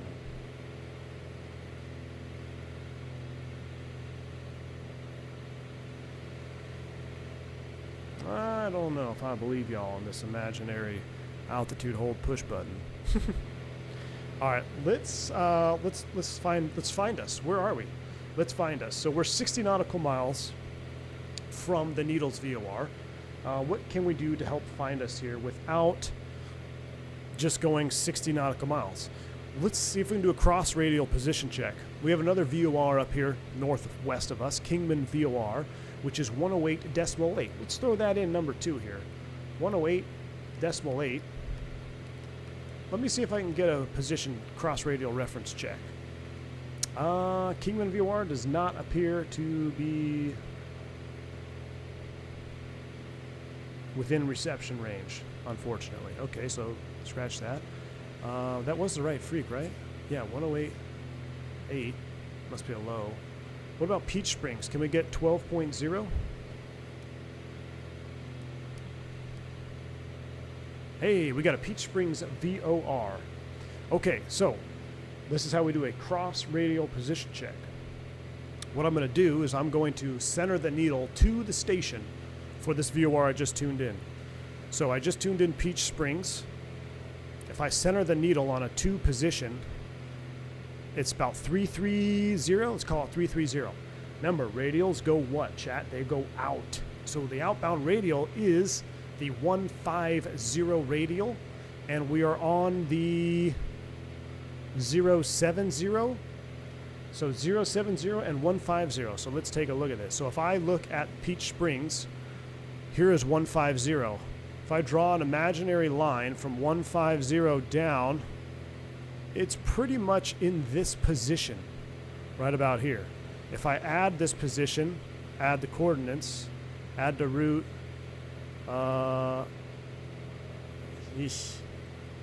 before needles. I just want to see if it'll give me a range. It would be 61 nautical miles. And look, well, I just clicked something. We're 56. So we're like within 5 nautical miles. Our airplane is here within 5 nautical miles of this rough draw. Now, if you want to be precise, it's actually, the 150 is actually over here. So if I were to draw 150, hold on. I wish I could use Sky Vector.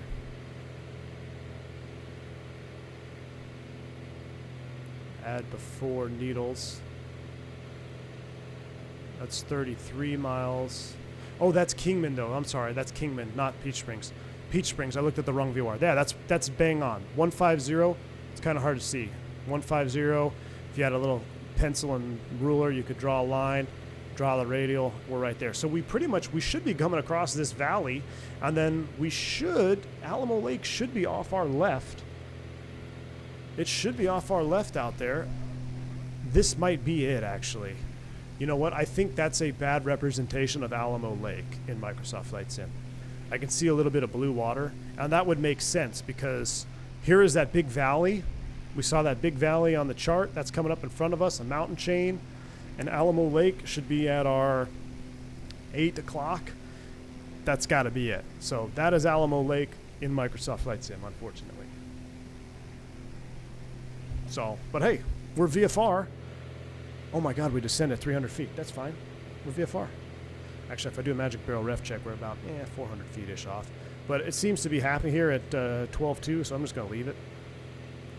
We're happy here at 12.2. I'm going to recenter this needle because I don't want to turn the airplane. A direct 2 is 258, and we're on a heading of 252. And we're slightly going left of course, which would make sense because 258, so there's really not much wind bothering us. If I come over here, let's take a look. If I go to this gauge over here, we've got nautical mile knots, nautical miles. Nav 1 is 15.2. Peach Springs is on number 2. Peach Springs, we don't really need to know how far we are from Peach Springs. Ooh, we just hit some turbulence. Felt that. Looks like she's climbing back up. That's alright. We'll let it do its thing.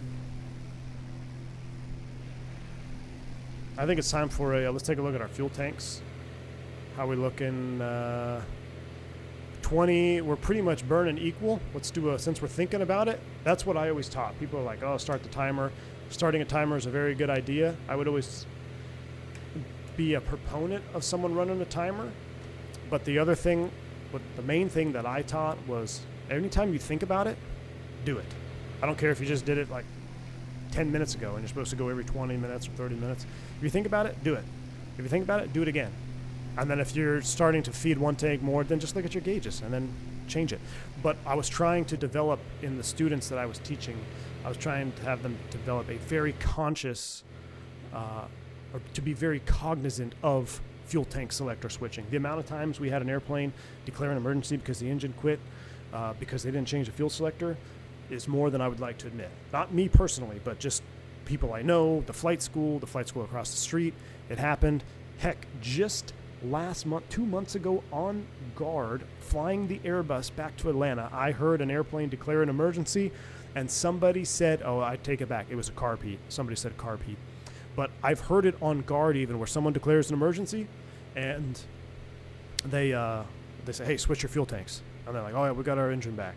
So it happens. So I always said, instead of setting the timer, a timer is something you can easily forget about. Just anytime you think about fuel, switch the tank, switch the tank, switch the tank. And I would always be hounding them, switch the tank, switch the tank, switch the tank. And if you're switching the tank too much and you, like I said, and you burn, oh, this one's 10 gallons or 5 gallons less, then just keep it on the fuller one and burn it off. Like, you just need to be aware that you need to burn or switch your fuel tanks. Someone know how I can use the GTN without the 750 and the JUSTFLIGHT PA28? I'm not sure I'll help you there. What's up? I know you can use the 750 and stuff, but I don't know how to use the 650 and 430. Did you also hear meowing all the time, AJ? All the time.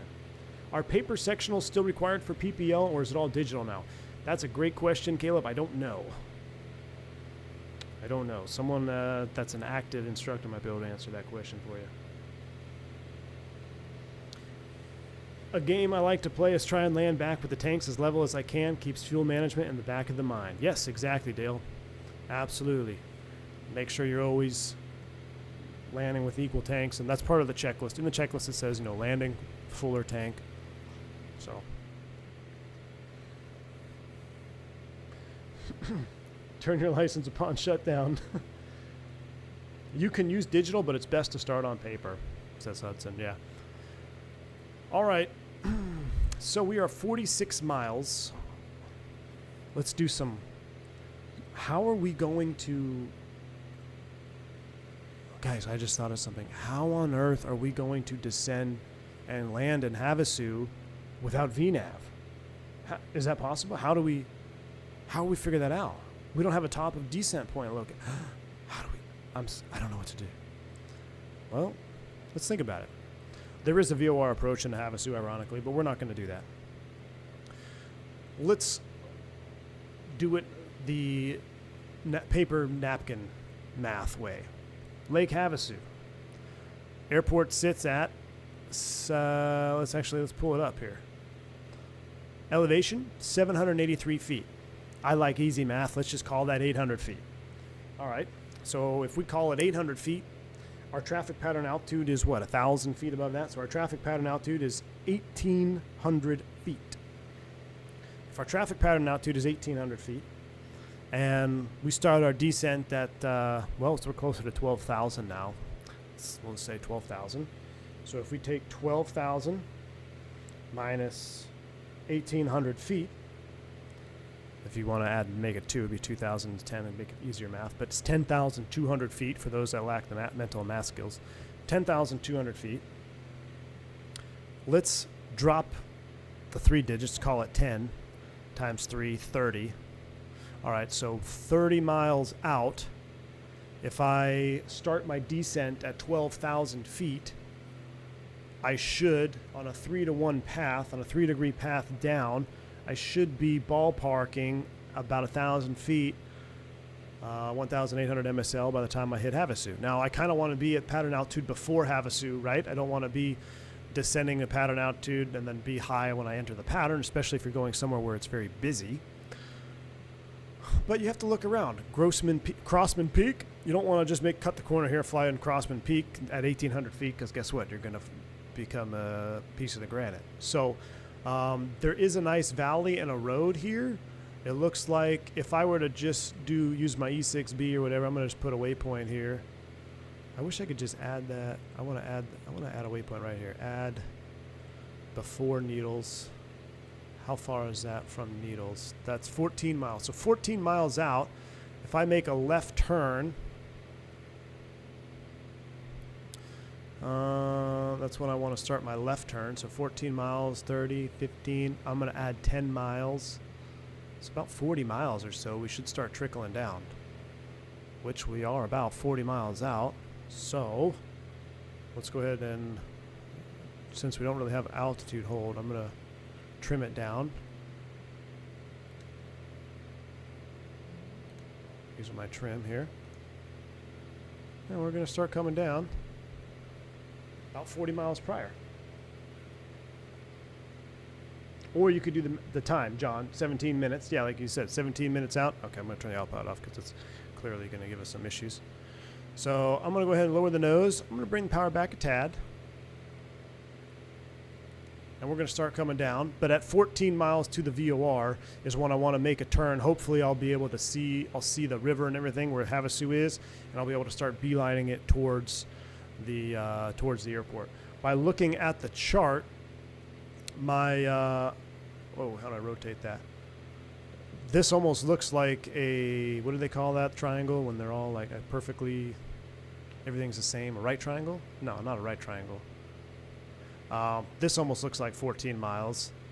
So at 14 miles from the VOR, if I turn direct to, I'll be approximately 15 miles from Lake Havasu City just by looking at it. So if I want to be at 1,800 feet, 2,000, At 14 miles out, I want to be there probably 3 miles prior, 11 miles, so 10 miles from Havasu. That kind of checks out. Equilateral triangle, there you go. Fudge some for tailwinds. Yeah, I don't really think we have any tailwinds though, just from my poor flight planning that I did. So 30 miles out at a 3-degree path, but we're also flying a Piper Arrow. We're not flying an Airbus, so we can come down much faster and without speeding up. So 30 miles is conservative. We're 36. We started down at 500 feet per minute. At 500 feet per minute, it'd take about 17 minutes.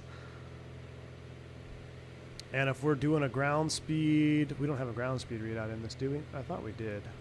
100, yeah, we do. 126 knots. That's 2 miles a minute. So if we're going 2 miles a minute and we go 17 minutes, how many miles are we going to cover? Ooh, that's actually getting to be more math than I want. 2 miles a minute, so that'd be 37 miles, or somewhere around there. And we're at 35, and we're starting down. I mean, that's pretty darn close. I mean, look, just ballpark math. And then, my favorite way, just look out the window. Identify where you need to go. Just by looking out the window, I think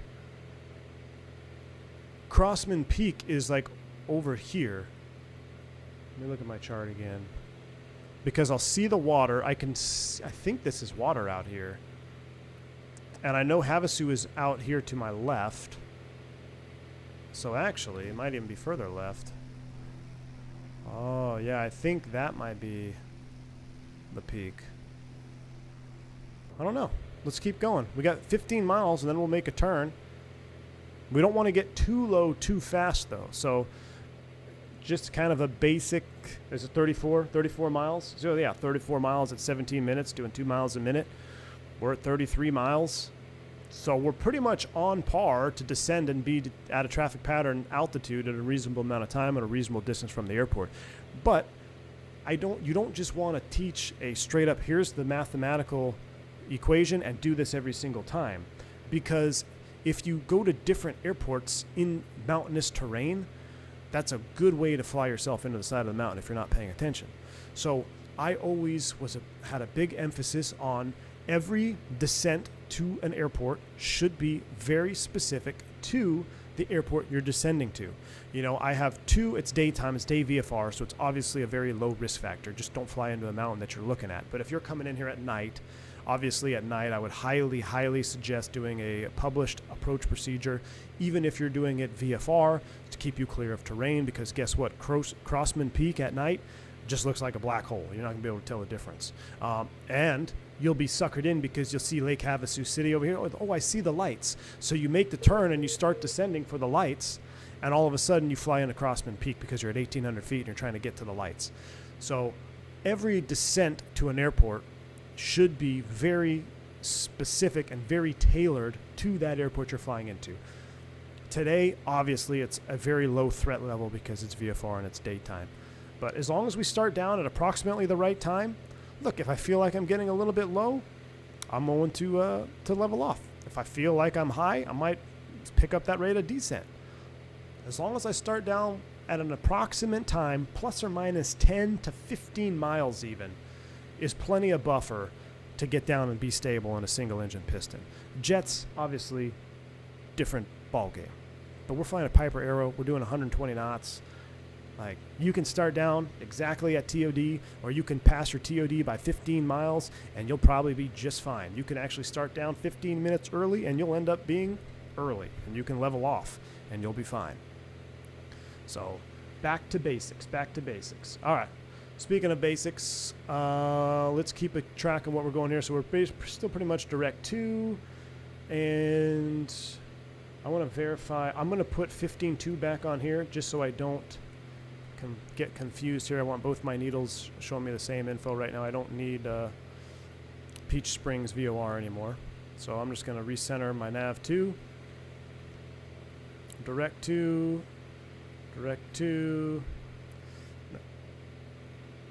and I'm looking outside. About 10 miles, we're going to start a turnover. And I tell you what, just by looking at, I bet you that is Crossman Peak. So we are going to kind of sneak in right through here. Now the airport, technically, yeah, we're getting a little bit of chop coming down here. So don't slip at 5 nautical miles out. Tranquil Breeze has a great point. Yeah, your top of descent, the first time you calculate it, should have been done the night prior or the day prior or hours prior to your flight. You're going to do that on your cross-country flight plan. You know, I didn't do a cross-country flight plan, and we're still going to be in the ballpark. So, but that's the other thing. When you're doing this for real, yeah, you're going to plan out your top of descent, and a good idea is to have, hey, let me pick a VFR landmark for my top of descent. So, you know, if I decided my top of descent was going to be right here, well, I got I-40. Oh, I'm playing Navigraph, you can't see. I've got I-40 here, Interstate 40. That makes a turn, and there's a pumping station at I-40. The amount of times students identify, oh, I'm going to use the pumping station as my VFR landmark. Well, they would never know where the pumping station is because it's very hard to see. It just looks like some buildings. So they're like, okay, yeah, use the pumping station and let me know when we get there. And then we fly past the VOR. We're over the lake, and they're like, oh, I don't know where my top of descent was. Like, huh, maybe you should pick a VFR landmark you can actually see. Another one, Proving Grounds. This was actually a very visible landmark. So you could see that. I think it was some car center out there. Was it Audi or somebody had some car like Proving Grounds for they were doing for cars. But I-40 here. You see where it turns and starts to get straight? If that's where your top of descent is, that's where I'm going to start my top of descent in conjunction with DME. I know I got to follow the lake down and then have a COB down there towards the bottom. Now, it says right pattern for 1-4, I believe. Let me look at the charts, taxi.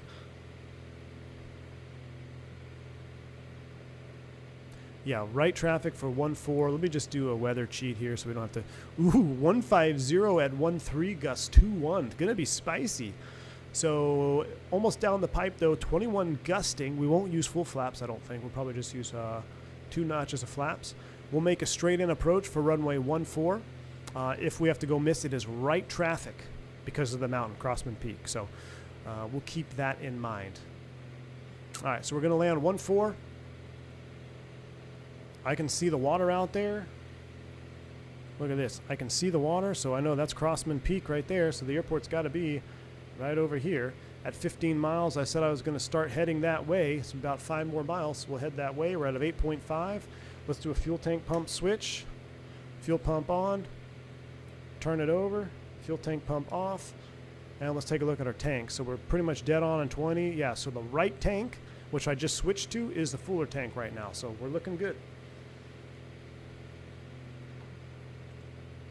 I'm new to aviation. How do I get a call sign? If you're VFR or if you're in a piston, you're just going to use your registration number. So we are 963 Whiskey Whiskey.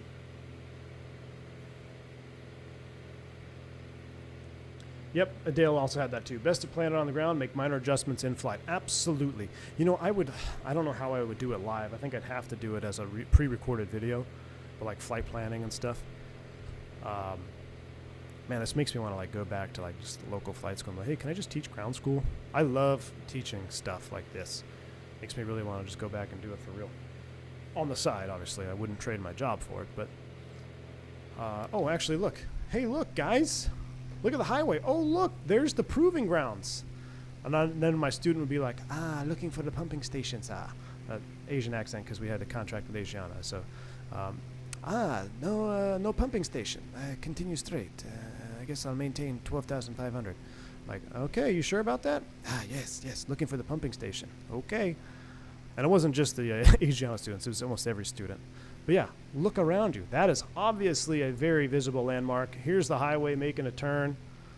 So, yeah, I've probably, no kidding, guys, jokes aside, I probably had half a dozen students, granted I taught for a couple of years, literally take me out. We'd be at the lake at cruise altitude because they're looking for the pumping station.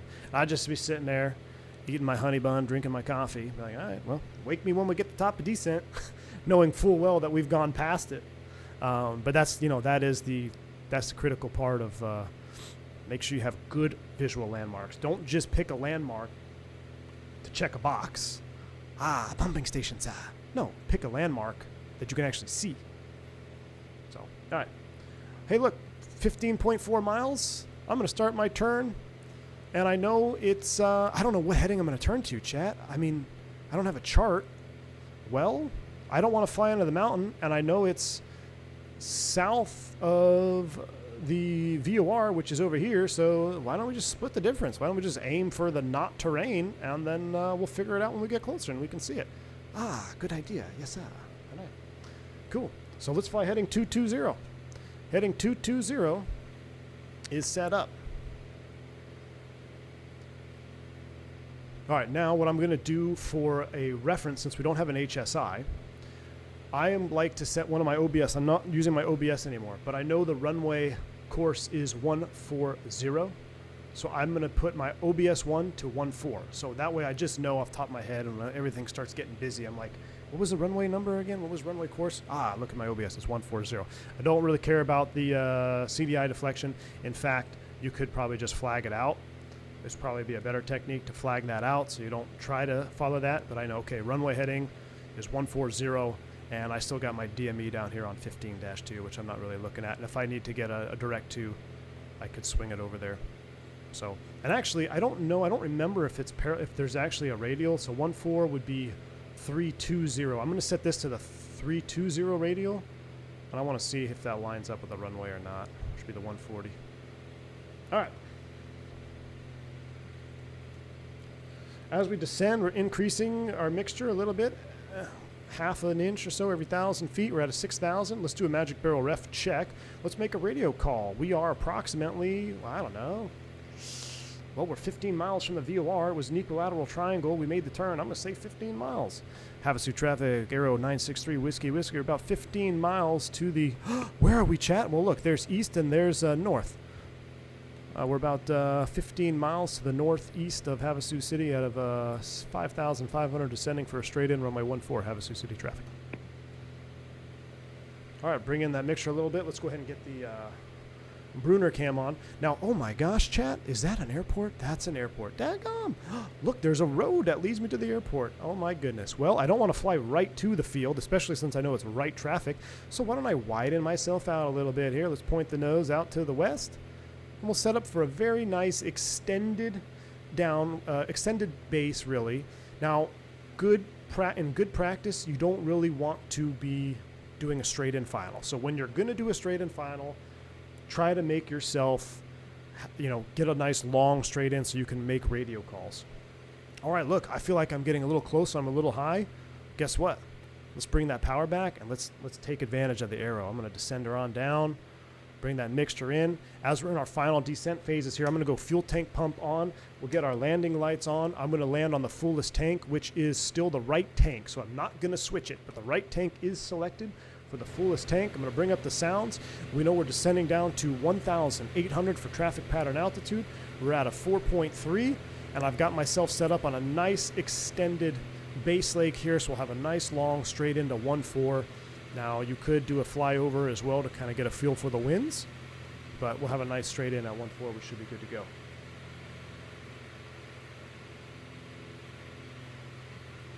Forward slip? No, we're not there yet. We're not there yet. Oh, that's the gear warning horn. Increase that mixture a little bit. I'm going to get flight recorder up. I don't even know if it'll work. I'm sure it'll work for this. Approach armed. We don't have approach mode, chat. How are we going to do this without approach mode? We actually have to fly and approach without approach mode? I'm scared. Hey, look, there's terrain right there. Let's not fly at it. Let's fly it towards the lesser terrain.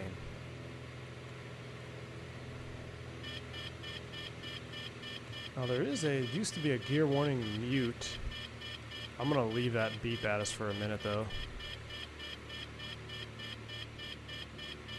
Oh, wow, it's starting to get bumpy, though. I can feel it. At a 2,500.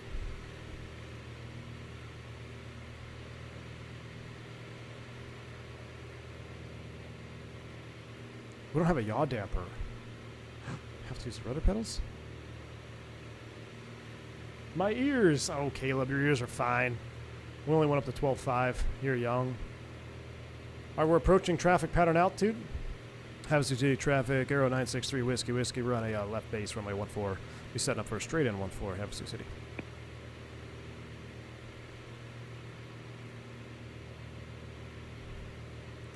All right, approaching traffic pattern altitude 1,800 feet. Don't want to be screaming in here at 180 knots, so we're nice and stable. About 100 knots. We might only do flaps 1 on this, just because of the winds. I'm going to spin my heading bug around. Oh. It takes forever on the arrow for some reason. All right, let's get our first notch of flaps in there. A little bit of a balloon. Run that mixture up. I'm going to run that prop up. Let's go gear down. Gosh, it is a little bit bumpy in here. Let's start the recording. Restart. Yes, it is recording. Runway's in sight. Gump check, gas, undercarriage, mixture, prop is all on. Gas is a fuel pump. Undercarriage is gear, mixture's full forward, props full forward. I'm going to let it ride here at 90 knots, just kind of get a feel for these winds because it's a little bit choppy. Want to be about 70 knots, 65, 70 knots. But with these winds, it's definitely bumpy. Let's go flaps 2, which is really like, it's a like emergency parking brake lever. All right, I like flaps 2 at 100 knots right now. This seems good. We got a little trim in there. There's traffic on the runway, it would appear. Havasu City traffic, Aero 963, Whiskey, short, final 1-4. Now look, see where he's turning off? It's way down the runway. Do I want to land on 1,000 footers and taxi for 4 miles? No. Do I want to land at the far end of the runway? No. Do I want to land on the first third of the runway? First third. Maybe the end of that first third. So if we come down and float her down a little bit, no harm, no foul. Or you know what? We could try to make that first turn off. We're too late now. Let's ride it down. I like this flap here. I'm keeping a little bit extra speed just because of the gust. It is definitely gusty. All right, we'll fly her on down. There we go. Now we'll slow it up. Fly it down. Ooh, I can feel the wind in my yoke. Fly her down. Hold it off. There it is. A little aerodynamic braking. And we can even make this first one right here. I like that. I like that. Let's go ahead and clear it. We'll get the pump off because it's always scares me when we're running the pump. I'm like, well, we're going to foul our spark plugs in Havasu, then we got to call someone to come get us.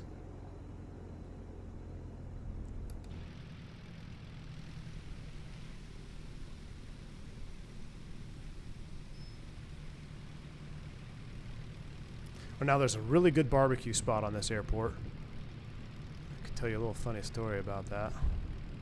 We'll go down and see if we can find it. I don't know if it's modeled. It's probably not. Let's go ahead and clean it up. We'll go ahead and get the mixture. We'll do about half on the lean.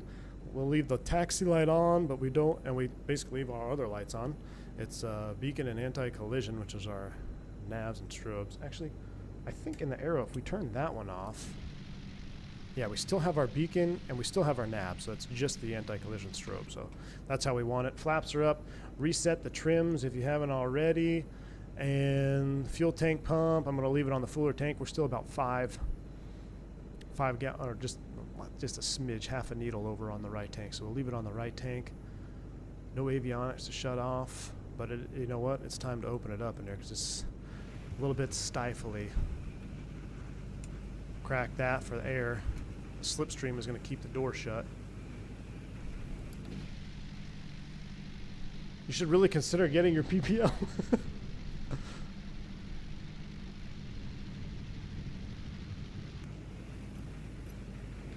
Not a fan of the red interior. I'm trying to remember if ours had red or not. I don't think it did. Yeah, I'm not a fan of it either. You should try the DA42, flies like a dream. Too much glass for me, David. I'm allergic to the G1000. Guys, how did we just flew all the way from Deer Valley with no GPS, no HSI, no autopilot, really, even though like I turned it on, it didn't really do anything. How did we navigate here? This wild, this wizardry. I think a gray interior would be cool, Mason. I'll have to look on the FSTO. I gotta fix this livery. I gotta hit up Whiskey Throttle, be like, hey man. I mean, this is the same exact livery that I flew, though. I just put the tail number on there. So the barbecue place was somewhere over here, I think. We'll go over here to these T hangars.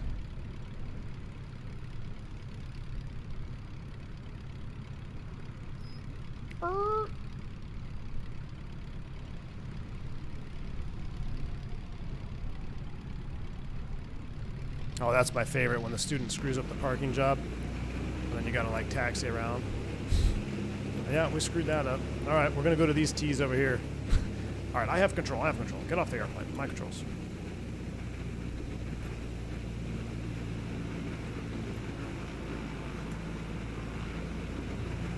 I think I might... Do I have a brake issue? I guess not.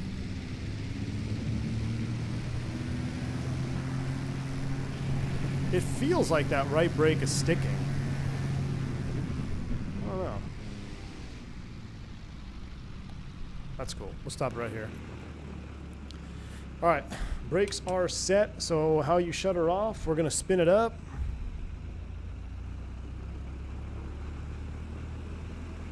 Now we'll go ahead and kill it. Then we'll close the throttle. Magnetos. And beacon, landing lights, all those comes off. Transponder can come off. We'll put you in the off position. We'll turn the DME machine off. And I guess you could turn the radios off. I mean, we mostly just left those on. So there you have it. Kill the battery. Welcome to Lake Havasu. Ladies and gentlemen. I bet you still owe a beer tab over at the barbecue shop. No, we didn't have any beverages.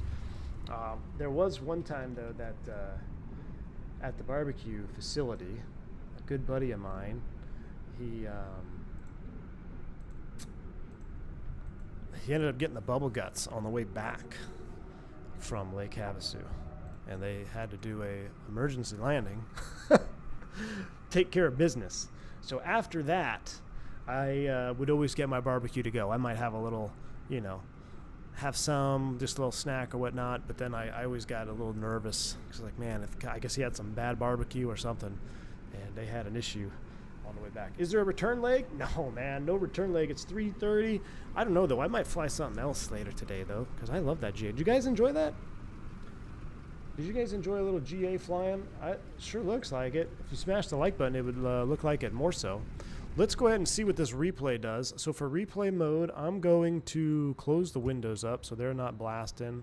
We'll actually re-secure the door. We'll give the airplane the benefit of the doubt by turning on all these switches that were on except the pitot heat.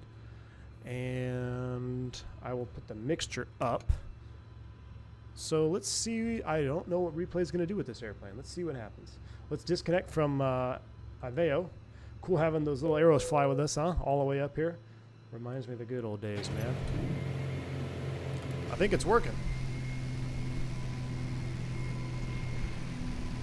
Cessna 310 later. Ooh. Maybe we'll have to take a Cessna 310 back to Deer Valley. Maybe.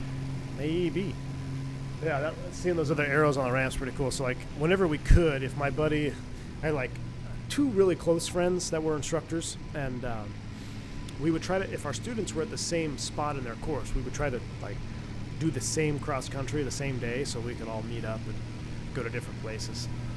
And, if one airplane breaks down, then you already have somebody going there. So that's always a big help, because I've been there, too. We're like, a student wants to go, oh, let's go to, gosh, where do we go where we broke down? Oh my gosh, somewhere out in the BFE, middle of nowhere, southeast of Phoenix. And of course the airplane broke down there. I'm like, oh, great. So now we gotta wait for like 6 hours for the school to fly another airplane down and a mechanic. But yeah, we might fly the Cessna 310 later. I have to update it, or I have to check to see if I need to update it, and I also have to see if there's a profile for it. I'm going to upload this profile to the Brunner cloud, so if you have the Brunner and you want to check this one out, I think it's pretty darn good from what I remember. Now, if you're a Piper driver or PA28 or maybe you can take this Brunner profile and tweak it even further. But from what I can remember, I feel like this is pretty darn good. Should be a series where V1 flies GA and tells stories. Nabil, I'm thinking about it, man. I'm thinking about it. I think that's going to happen, Nabil, when we get the turbine and piston Duke. I think that will be the camel that breaks, or the straw that breaks the camel's back. Is when we get the turbine Duke from JUSTFLIGHT, we might just have to start an entire GA series of streams. Oh yeah, I'll take that. But damn, this Aero is fun to fly. JUSTFLIGHT, still one of my favorite devs. Look at that. Look at the. Let's see if we can see some flight model in action. Let's pause and rewind that. Let's see if we got any struts action here. Oh, I got to tell you my landing story where I thought I put the wing strut through the frickin' wing spar. Yeah, look at that. Look at that shock right there. Not my best, not my worst. I'll definitely take it. Might be too much air pressure on the Team Vodka. I don't think so, man. From what I remember, Team Vodka, this whole flight, it felt good, man. I honestly, I wouldn't reduce any pressure at all on the elevator. I think it felt good. I think it felt good. I'd love to see a Back to Basics monthly with GA. Dale, daggone. I think we're gonna do it. So Back to Basics monthly or twice monthly, because I want to do another one. I think until I'm airlinered out right now. Until we get a Fenix update, until we get a 757, which might be a while, I'm just kind of airliner. Until we get a Fokker 100 or F70, I'm just like, man, let's fly. Let's take advantage of this sim for what it's worth. This was so much more fun to me than flying A to B and, say, a 737. But we might have to do a 310 flight later today. I think we might, because I'm still jazzed up. I want to fly more. We might do another flight. So make sure your notifications are on. Make sure you're subscribed to the channel. I hope you guys enjoyed this video. I'm starting to ramble now. I've got a ton of stories that just reminded me of, like, back in my flight school days. And that's another reason why I like doing these flights. I think of things when we're in these moments and in the Aero and stuff that I haven't thought about for years. Like the instance when I drove the mains through the wings, or I thought I did. My buddy's bubble gut story. The one time that we had to do an unscheduled landing, had to use approach charts to clean up some messes. It just brings back a ton of stories. We'll have some fun with it. But anyway, thank you all for hanging out with me today. Thank you for supporting the channel. Thank you for hitting that like button. We already have more likes than viewers. Let's rewind it down here. That's always a good sign. For all those real pilots out there that are going through your training right now, make sure you are picking proper landmarks for your VFR cross countries. And make sure you enjoy your training. I know it can get kind of monotonous. And you're like, oh, I just want to fly the jets and all that stuff. But listen, you're only a private pilot or a student pilot once. So enjoy the ride, because once you get to the top, you just get to look back. So enjoy the ride. Guys, that's it for me. I'm out of here. I'm off to get some lunch. Until the next one, stay safe, stay healthy. Have we reached the pumping station yet? No, Tyson. I'm still looking for the pumping station, my man. Y'all take care. Keep the blue side up. I'm V1. See ya.